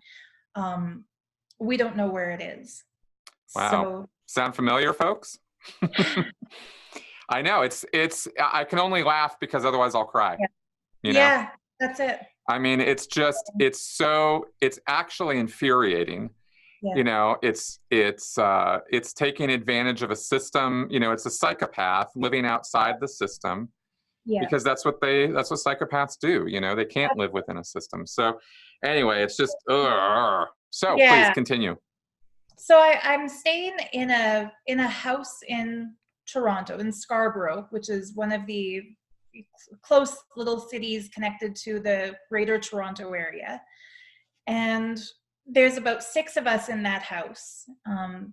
Ladies sent from around the world, like the head of the Europe Center is sent, the head of the Slovakian Center is sent. A lady who is a retired school principal who has a doctorate degree in education, she's also sent there. We're each given different secret instructions that each other don't know about, and we're told, don't tell anybody else why you're here. But because we're ladies, we talked over coffee and figured out that 3 of the 4 of us were there to try to get him political asylum. And I don't know why they didn't want us to know that the others were working on the same thing. But we started trying to kind of brainstorm and strategize how we would do that. The 4th lady, the school principal from North Carolina, she was there to script out in a way that would be accessible to Western intellectuals what the superpowers of the third eye really are. So the 4 of us had rooms in the basement of this house. Upstairs, there were 2 of the local sannyasis who ran the Toronto temple. They were staying in the upstairs, along with a lady who was a volunteer at the temple who actually paid the rent for that house. And 2 of the kids from the Gurukul, the residential school in the ashram, 1 boy and 1 girl, they were sent there along with a chaperone, one of the parents, not their mother, but the mother of a different kid in the school was sent with them as a chaperone. And they were supposed to go meet VIPs, so wealthy people or captains of industry or government officials. They were supposed to visit at least 10 per day to demonstrate the third eye power. And they were meeting maybe 1 or 2 a week, and they were getting yelled at badly for not having the right space to manifest more demonstrations. And yeah, the lady from North Carolina was supposed to go along with them and script it out and introduce them to Western people and explain what these powers are. And yeah, it was really a crazy situation to be thrown into because none of us knew what the hell we were doing.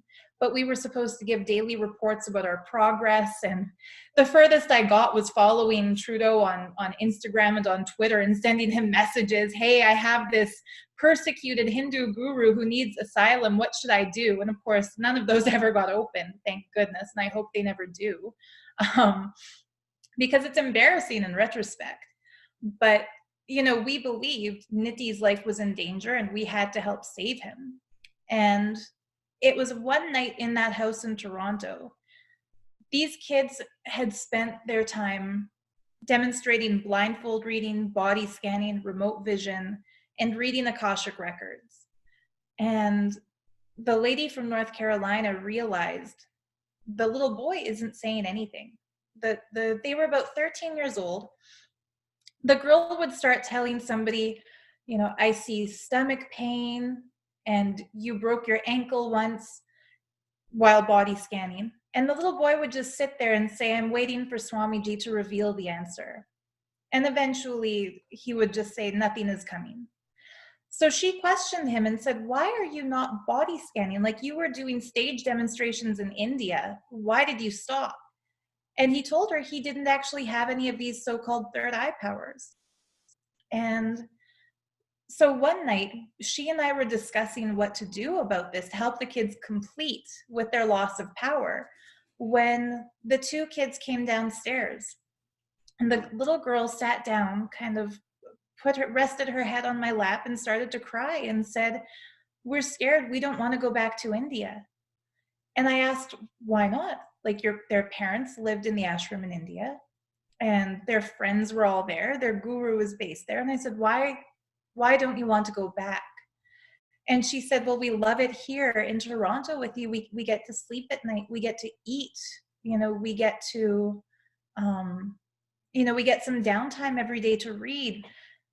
They told us that while, like the Gurukul, the way the ashram works, I should explain, in India, it is such a huge compound. It's I don't know how many, like maybe 50 to 100 acres. Where the kids go to school is kept separate from where my social media team was based, or where the programs team was based, or where the kitchen team, each independent team in that campus does not see the other teams. So none of us knew what the kids were up to. They told us that they were regularly sleep deprived and forced to stay up all night practicing these third eye powers. And that if any kid fell asleep, there were other kids given buckets of water, told, go dump this on the head. If some kid falls asleep, they dump water on their head, wake them up. And that they're not allowed to eat their dinner or to even get up to go to the bathroom. Like a lot of kids went in their pants because they had to sit there all night. They couldn't go to the bathroom, drink water, eat, or sleep until every student of about like 100 plus kids successfully did remote vision, blindfold reading, body scanning. And she said that after 5 days and 5 nights of no sleep, sitting on this hard stone floor, starving, they could smell the food. Food had been brought into the hall, but they weren't allowed to go eat it until they manifested the powers. Suddenly, all the kids just started cheating for each other. So a kid doing the body scanning, that kid's partner would say, okay, just say anything. Say whatever you think of. And then the kid would say, I see you have a headache. And even if the kid didn't have a headache, they'd say, yes, correct, success. And then they'd raise their hands and say, we've got the power. So they all started cheating for each other. One of the kids realized that when the blindfold was on for the blindfold reading, it was fairly ergonomically designed, so it had a tight seal to the skin. But if they put it on and then raised their eyebrows, it would create a gap between the blindfold and the cheekbone. So if a paper was held under their chin, they'd be able to read it if their eyebrows were raised. So they all started cheating at the blindfold reading, the body scanning.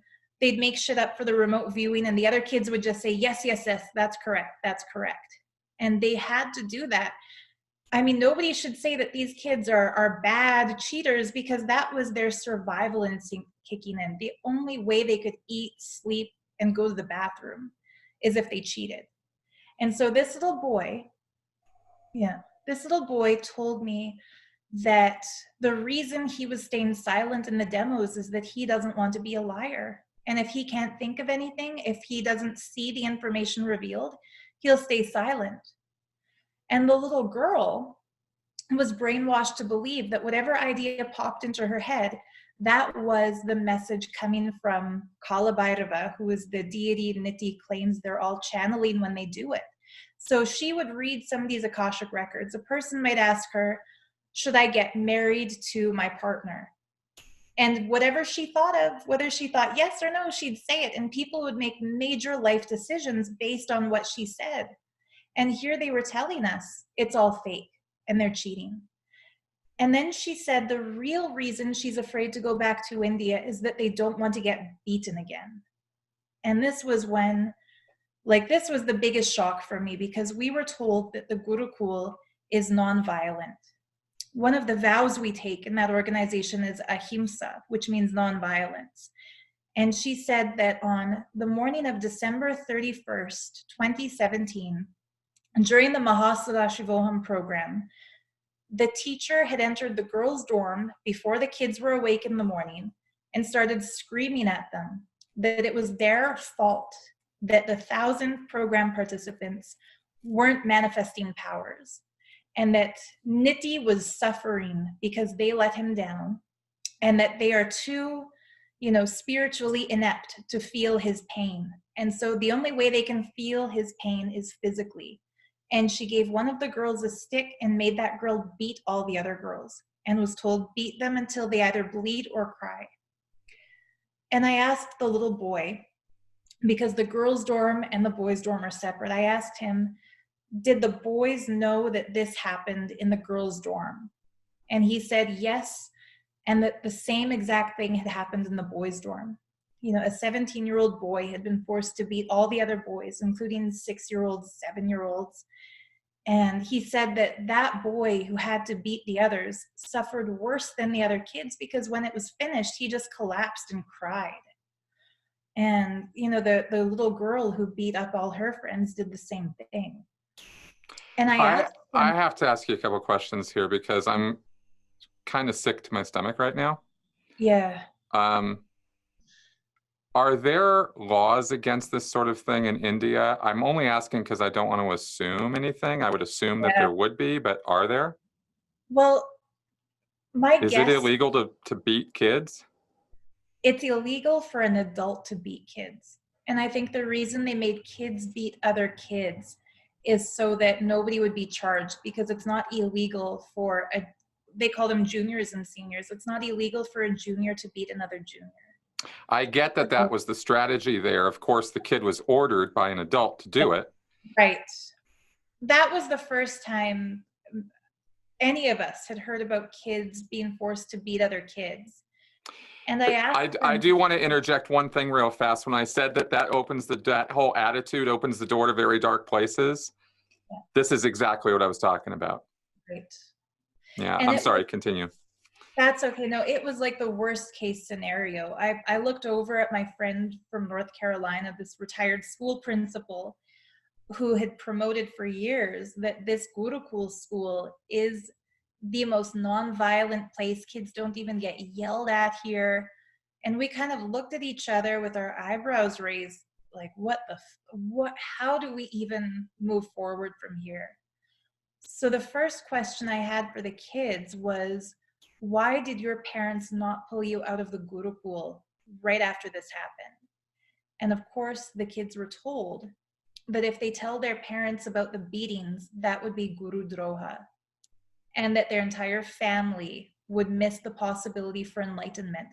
So this little girl and the little boy who had been starved and sleep deprived and tortured and beaten, she said that, you know, even beyond that, the kids were in seclusion in the dorms for the next, you know, up to a week for some kids. They weren't allowed out of a caged off area until their bruises and their welts and their black eyes healed. They weren't allowed out with the rest of us as long as they had visible injuries. So on the outside, we were all told that the kids are doing completion, prayaschita, that they're sequestered in their dorms until they are complete. But what that was a code word for was that they were healing their visible injuries. So I was shocked, and I got mad, and I said, like, okay, they told you it's Guru Droha to tell your parents, but nobody told me that it's Guru Droha to tell your parents. So I started dialing the little girl's father and mother who were on my Facebook contact list. I started calling them through Messenger. And that's when the lady who was the Mahant of Europe came out from her bedroom. She'd been eavesdropping on this whole thing. We didn't know she was listening.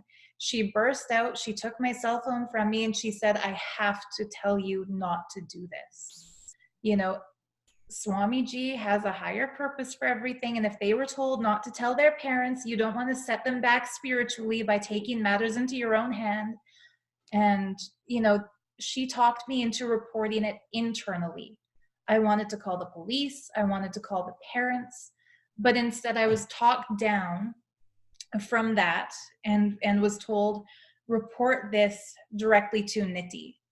And at that point in time, he was in hiding. He was in South America. We didn't know where in South America. He didn't tell any of us. We just knew he had found a way to escape from India to South America illegally with an expired passport, while there was a non-bailable arrest warrant issued for his arrest in India. So he really fled. He absconded. And his Facebook account was inactive at the time. It was closed. So the only way I could reach him was through Ranjita, his secretary. So I sent her a secret conversation message in Facebook Messenger. That's where it deletes itself after a certain number of seconds because, you know, that's what my Mahant of Europe friend told me to do. And I told her the kids here are very, very traumatized from the December 31st beatings. What is being done to heal these kids? Like, why did that happen to them? And she wrote me back and denied the whole incident. She said, what December 31st beatings? I've never heard of this before. And that was complete bullshit.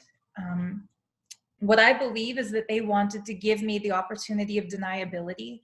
She said the kids are exaggerating, they're making this up, they're trying to make you feel sorry for them, they're trying to get your sympathy because they have lost the space of manifesting these shaktis, these powers, they are defensive. Don't do anything, don't say anything, don't try to help them. The incident is not real. And that's when I took matters into my own hands and sent a message to the little boy's mother, who had been a volunteer in the Gurukul school. And I told her, I know what happened to the kids. How are they supposed to heal from this?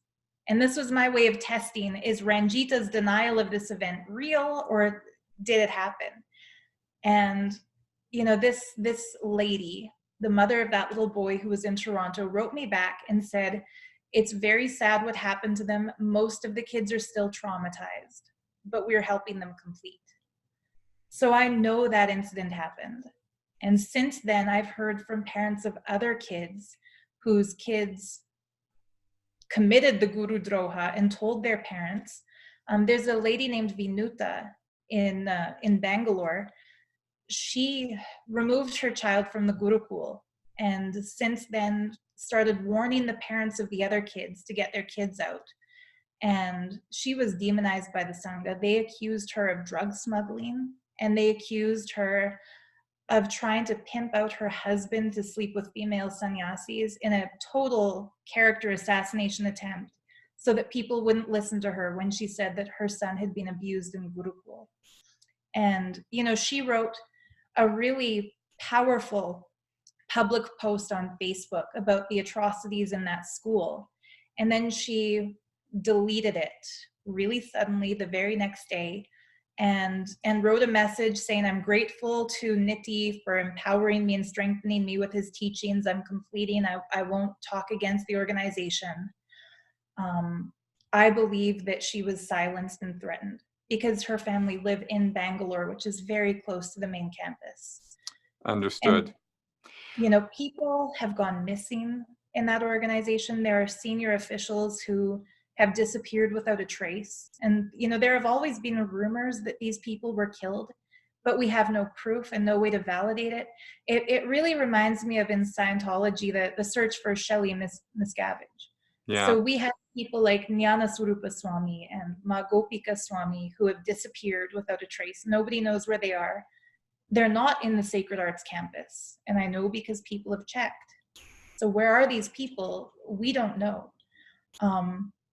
But, you know, after the kids told me about their beatings and I reported the incident internally because, you know, I had discussed with the lady from North Carolina. She said, you know, as a school principal, she was a retired school principal, but she said one of the first things they teach an educator in their training is that when you find out about child abuse, it's your responsibility to report that incident.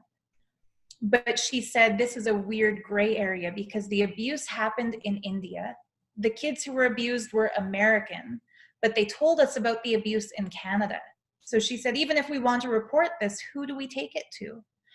And as properly indoctrinated cult members, we felt the best way to report it is internally within the cult. And so when I sent that message to Ranjita, we figured that was our responsibility. That's what we had done.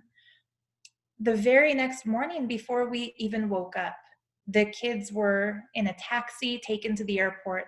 They were back in the main campus in India within 24 hours. And we were told we are not allowed to talk to them anymore. So that's when I escaped. All of us got called back to India. And I said, I can't go back now because my visa's expired. I need to renew my visa. They pressured me and said, renew it from Toronto with everyone else. And I said, I just lied. I said, I can't renew it from Toronto. I have to go back to my hometown to do it. So I booked myself a flight to Calgary, didn't tell anybody I was flying, arranged for myself to get a ride to the airport from a friend who had been a temple devotee.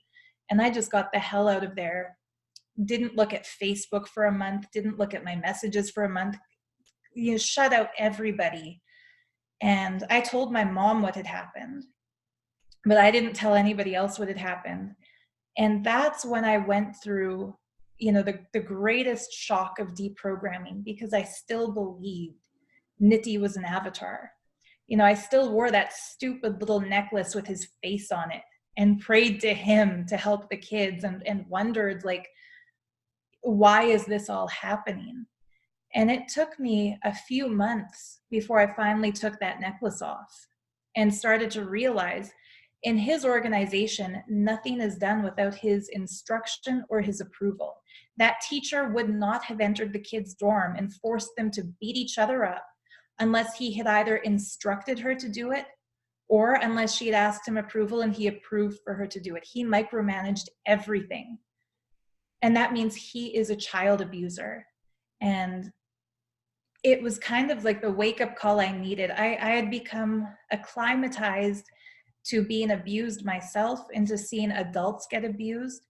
But somehow hearing what had happened to the kids snapped me out of it. And I could not be a part of that organization anymore.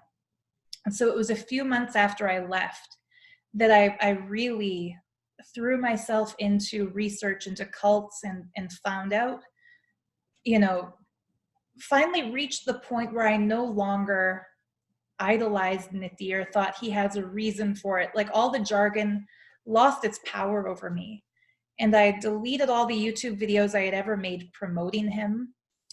While I was still in that deprogramming process, I had made videos saying, I left because the lifestyle was difficult, but it wasn't for me. I don't want to take it away from other people by talking against it, because I was scared of Guru Droha.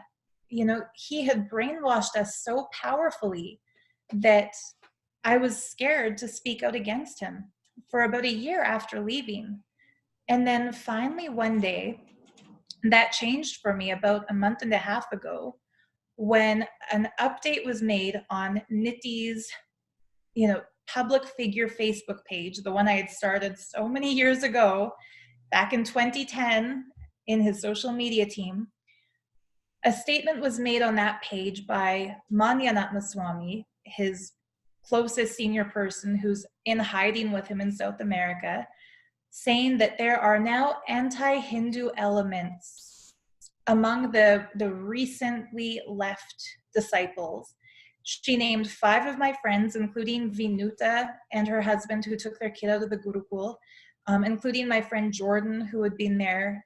He took over the social media team after I left, including a lady named Marion Braun from Germany, who was heading the causing team, making people make the phone calls, and a lady named Shreya Parikh, who was from Australia, who was also a longtime volunteer.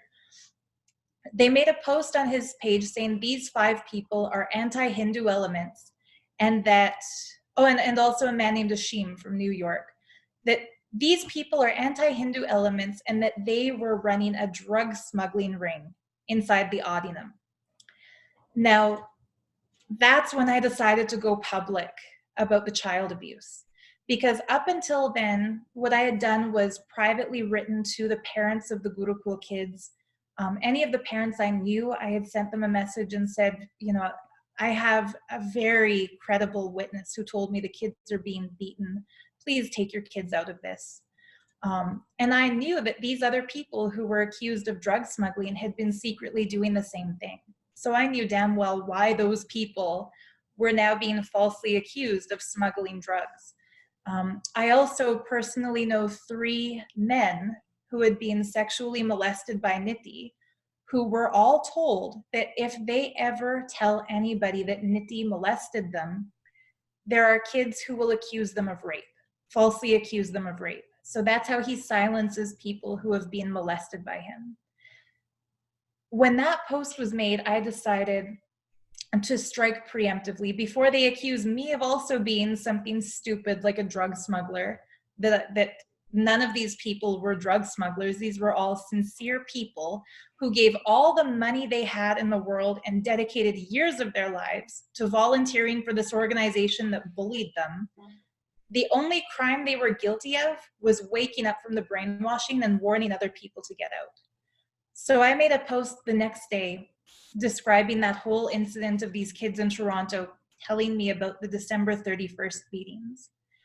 And the very next day, I was declared an anti-Hindu element. They accused me of trying to start my own cult of anti-cults. Two of the people who had been, I think 17 or 18 when I was there, who are now, over 21, claimed that back when they were kids, I had molested them, one boy and one girl. Totally false accusation. I was accused of poisoning Nithi. They said that I was a CIA agent sent to destroy Hinduism and that I attempted to murder Nithi by giving him what they described as poisoned chocolate. They said I was a member of Opus Dei being paid by the Vatican to destroy Hinduism and that I was sent there as an implant. I mean, You've been you've been busy. I've been busy. Yeah, clearly. So they made me, and of course, the most absurd of all their fake claims about me is that they claim that I'm a demon and that anybody who listens to me will go straight to hell. Now, this is an organization that used to claim to be Hindu, that, Nithi himself has said many times, hell does not exist. It's an invention of the Judeo-Christian church to scare people. And I don't think even Jewish people believe in hell. I think it's a fairly Christian concept. It is. But suddenly now he is saying that I will be leading people to hell. This is turning into a doomsday cult. And, after I went public, because a lot of his followers were following me on YouTube, I made a YouTube video about this as well. And it kind of got the ball rolling on more and more people coming out. One of my friends who was against me at first, calling me a demon and telling people don't listen to her, he finally watched the video and it clicked with him because he knew those two kids in Toronto and he had seen weird behavior from one of them, the little boy who lives in New Jersey. He had witnessed this boy crying to his mom and saying, I don't want to go back to India. So he suddenly understood what I was saying was true. He created a group called Nithyananda Cult Survivors Official on Facebook. And we now have over 160 people who have jumped out of the cult who are sharing their horror stories, the abuse they went through. Now they're saying that I'm paying each of these people $1 million each to do this. I have no fucking money. I'm an art school dropout who used to work as a tarot card reader who has now lost my faith in tarot cards because I blame my use of the cards for leading me into this Nithi cult. I spent 9 years of my life basically as an indentured servant, working in sleep-deprived conditions for free for that organization. I left and had to build my life back from scratch. And they claimed I'm paying these people $1 million each to become anti-Hindu elements. It's just ludicrous. So. Well, this is all coming now. Correct me if I'm wrong, but this is all coming right now from the guy who's hiding out in South America from a rape charge that he's actually going to go to, like he's been found guilty and he's going to go to jail. He has absconded. So the sentence hasn't yet been given because he can't be sentenced in absentia. Right. So he has absconded from the rape this is charge. the guy who's pointing the finger at everybody else. Yeah. At everybody else. He said that anyone who calls his organization a cult, his exact words, like he is going through a weird public mental breakdown because he still appears most days for a live discourse on the internet from his hideout, I think it's in Ecuador. He went online and said, whoever calls him a cult is a violent, vomiting masturbator.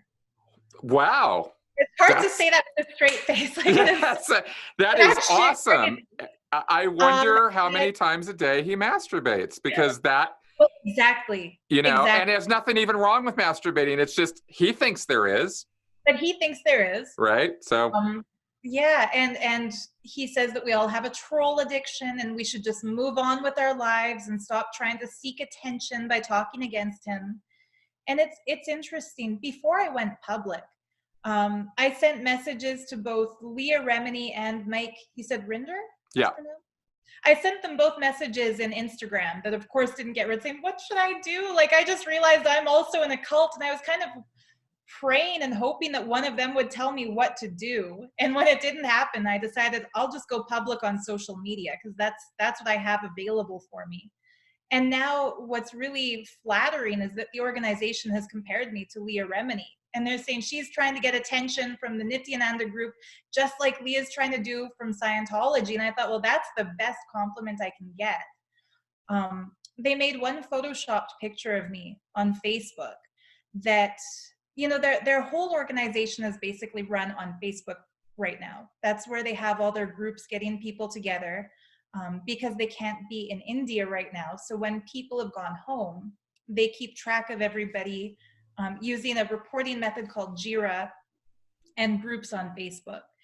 So they've circulated this picture of me that's photoshopped with a pipe in my mouth and a cowboy hat, and I'm waving a lasso, and it says the white racist Sarah Dirty Laundry, play on words, named Landry, they're calling me Laundry. You know, is trying to get attention by calling Hinduism a cult. And I mean, I'm not calling Hinduism a cult. Hinduism is a beautiful ancient tradition. Nithyananda is a crazy cult leader, and he is running a cult. And what's funny is that right after my first appearance on Ron Miscavige's channel, Nithya actually declared in satsang, whoever calls me a cult are just as stupid as the people who call Scientology a cult. And he declared again, L. Ron Hubbard is an enlightened rishi who reincarnated, and Scientology does so much good for humanity, just like I do so much good for humanity. So it's kind of like now he has admitted once again that he believes in Scientology, and he appreciates L. Ron Hubbard, and he appreciates Scientology. He is so crazy, he doesn't even realize how crazy the things he says sound to all the rest of us.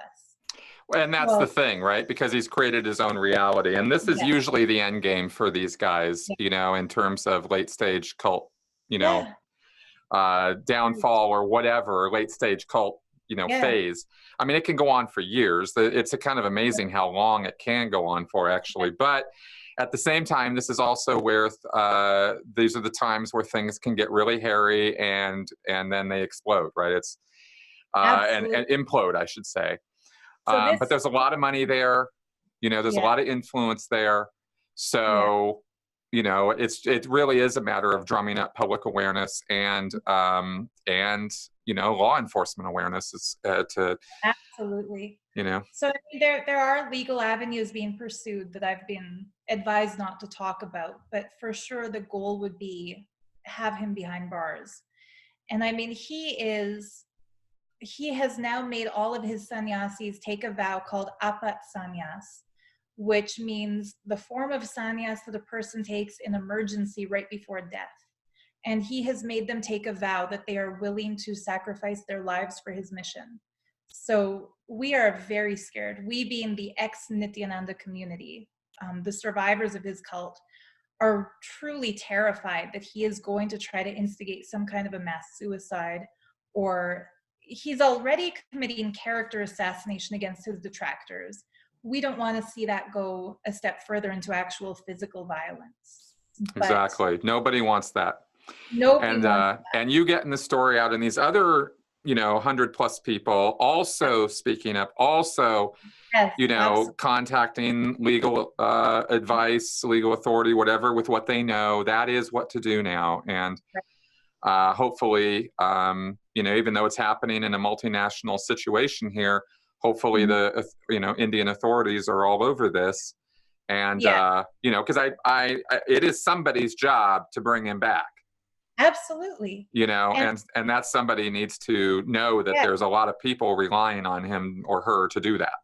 Right. And I mean, the shit thing about this is that South America does not, most of the countries in South America where he's hiding, Ecuador, Honduras, they've got a program coming up in Trinidad and Tobago. So even this December, they are trying to swindle 15 grand out of anybody willing to go get his darshan. These countries do not have an extradition process to India. So he's kind of walking like a free person despite not having a legal passport, and despite being, on trial in India for rape and multiple other crimes too, like racketeering, destruction of evidence, absconding. Like, he faces multiple crime charges. So you're absolutely right. He should be fully on trial and sent back to India. And, I'm sure Yeah, that I mean, let's say he's completely innocent of all charges. Let's say this whole thing is all just a bunch of crap, right? He still needs to go back to India to face the music. Well, exactly. You see what I mean? Like, even if he's completely innocent, he still needs to go do that. Absolutely. So, and I don't think that the guy is completely innocent, No, but I know 100% he's guilty. Yeah. And I know the people who have filed the charges against him, and I know they are not liars. And I used to believe his lie that they are liars and they're anti-Hindu elements and they're demons. But I know that I'm not a liar or an anti-Hindu element or a demon. So the fact that he's now saying this about me kind of proves to me that those people who came before me are also definitely telling the truth. I mean, sometimes it takes for you to be the target of their smear campaign to realize, holy shit, the other people they took smear campaigns out against must have also been genuine whistleblowers. They were also trying to warn us. And so, I mean, I've apologized in videos to everyone who had ever tried to warn us and say it's a cult. All the people I used to say, Kali will curse you and you're a demon and you're wrong and you're an anti-Hindu element. Now I have to humble myself and say, oh, you were right. I was brainwashed. I was wrong. Now let's work together and get these people free. The people who are still working for him as sannyasis. And, I would like to hope that he would never lead them into a suicide pact, but he has already told them stories about ancient Hindu people who sacrificed their lives when their god Shiva was insulted. He said that the Rudra Kanyas, a band of female disciples of Shiva, when Shiva was insulted, they killed themselves by jumping off the roof of the temple, and that they were guaranteed a safe abode in Kailasa, Shiva's eternal residence, and weren't guilty of suicide because it was done to maintain their chastity to their god Shiva. So he's already planted these ideas in people's minds that it's a noble thing to kill themselves for him because he claims to be the incarnation of Shiva. I don't want to see it go to that extreme, but this is part of the reason why those of us speaking out are doing it so consistently and intensely, because as of now, I truly feel anybody who has a relative brainwashed in the Nithyananda cult should not take it lightly. They should help their relatives get free, if Absolutely. And it's not hard to get this done. I should say it is hard, but it's not impossible.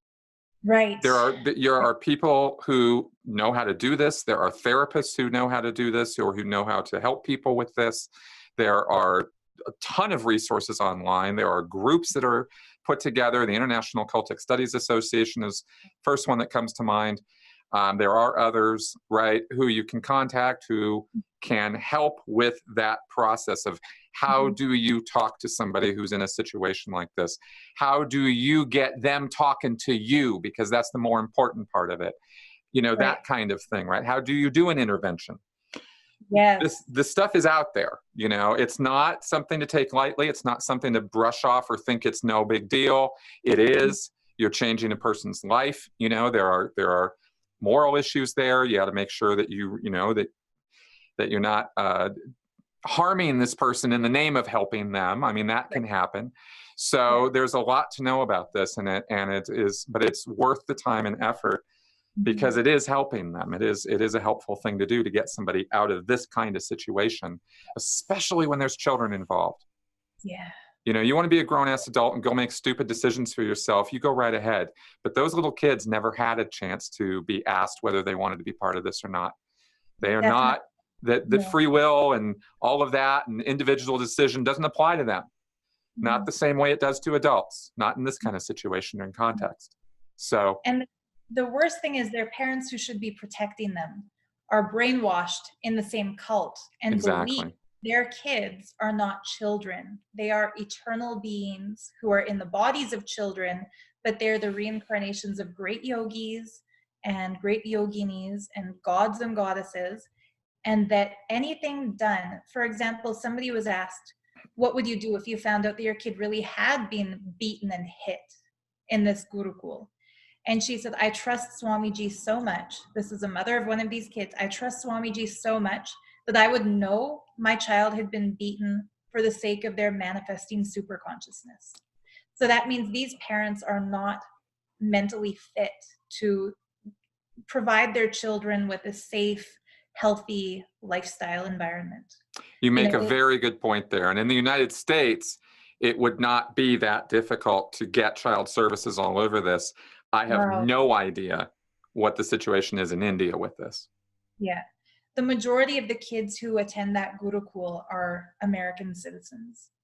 Yeah, in a foreign country, it's a complicated situation just from that. What a mess. What a mess. But anyhow, I do believe, and thank you so much for letting me share this entire long story on your channel, because I think the more times we get it out there, the more likely somebody is to realize, wait a minute, my sister and her kids are in this cult. Maybe I should help them get out.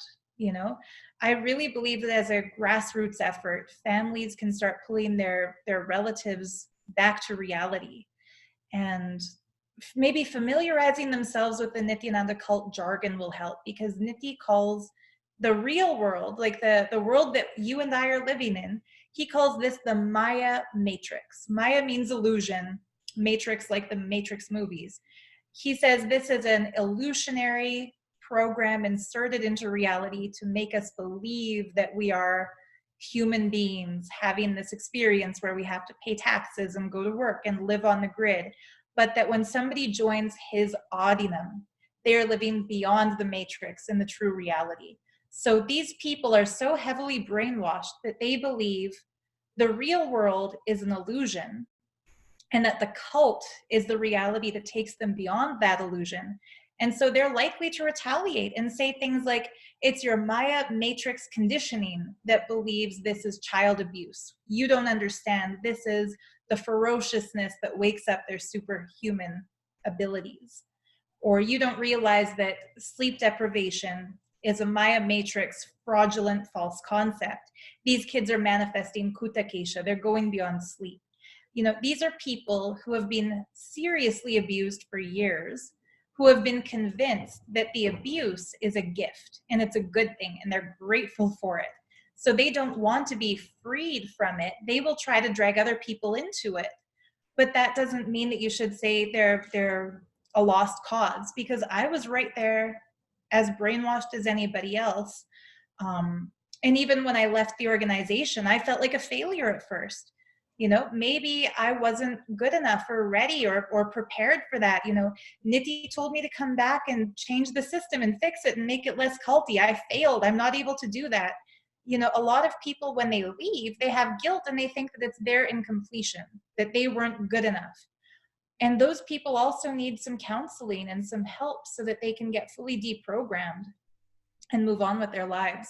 So, you know, maybe, you know, if you can share those links that you had mentioned, Chris, for these organizations. Oh, absolutely. No, of course. I'll put the ixahome.org, ixahome.com link below. That's for the International Cultic Studies Association, which is pretty much the American Canadian hub of cultic activity, or therapists, researchers, you know, sociologists, people who are in the know on this stuff, you know, tend to aggregate there. It's not a forum. There's not like a, you know, message board there, but there are resources listed there. And there is a ton of educational material, scientific papers, all the way down to stuff anybody can read. And and that's just the beginning. You know, there's Steve Hassan's work. There's my entire channel. I've posted probably 100 videos on cult intervention, cult recovery, how to talk to people who are in cults. I mean, this is all literally, I have a video called How to Talk to People Who Are in Scientology, you know, like this is not hard to find, you know, let Google be your guide here. Google is your friend, right? Use it. Awesome. there are tons of resources out there, but it does take, unfortunately, proactive work because that's just what it takes in this world. Yeah. Well, thank you. And I think more and more people are waking up as they see more and more people drop out of that cult, and other cults too. Like I've since I've gone public, I've had people write to me who were in totally different cults and say, I'm familiar. Yep. And just exactly the same thing I was doing to all the ex-Scientologists who were speaking out, saying, wow, you helped me realize I was in a cult. It's a chain reaction.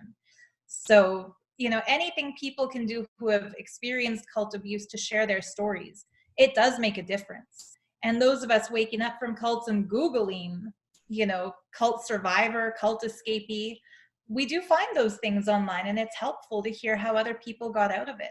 Yeah. Perfect. Perfect. Okay. Well, this has been a marathon episode here. In fact, this is probably, I'm thinking about how I'm going to post this, and I'm probably going to divide it into 2 or 3 videos, but I'm going to post them all at once. Oh, awesome. Okay. So people can just kind of go through, but they'll be in chunks that they'll be manageable. So I think we'll do it that way, because this ended up being longer than either of us expected, but it was of necessity. No, not even something to be sorry about. This is 9 years of, you know, of life being packed together. And as I've learned, you know, it takes a while to say this stuff. So you're doing fine. You know, in fact, you're doing great. Thank you. Thank you. Yeah. Thank you for sharing your story, for going public the way that you have. This is very important. And just by speaking out, I can tell you from my own experience, that alone, exactly as you said, does help people. Yeah. So good on you. Thank you so much. And, you know, it's cathartic too. Yeah, having bottled in and self-blamed. And, you know, I suffered with tons of guilt for being his top recruiter into that cult. So I feel like it's kind of my civic duty now, as much as I had recruited people into it. Now that I'm awakened out of it, I should do my best to pull people out of it too. So I totally understand that sentiment. Yeah, there we go. Okay. All right, folks. Any questions, comments, feedback? And I'm sure there will be plenty. Leave it in the comment section of these videos. I am definitely interested in what you guys have to say about all of this. And hopefully, if you have the opportunity, or you know somebody who's been involved in this or something like this, you know, step up, let them know, say something. It doesn't have to be screaming and yelling, but say something. But thanks for coming around and watching this whole thing, guys. And I will see you guys next week. Bye-bye.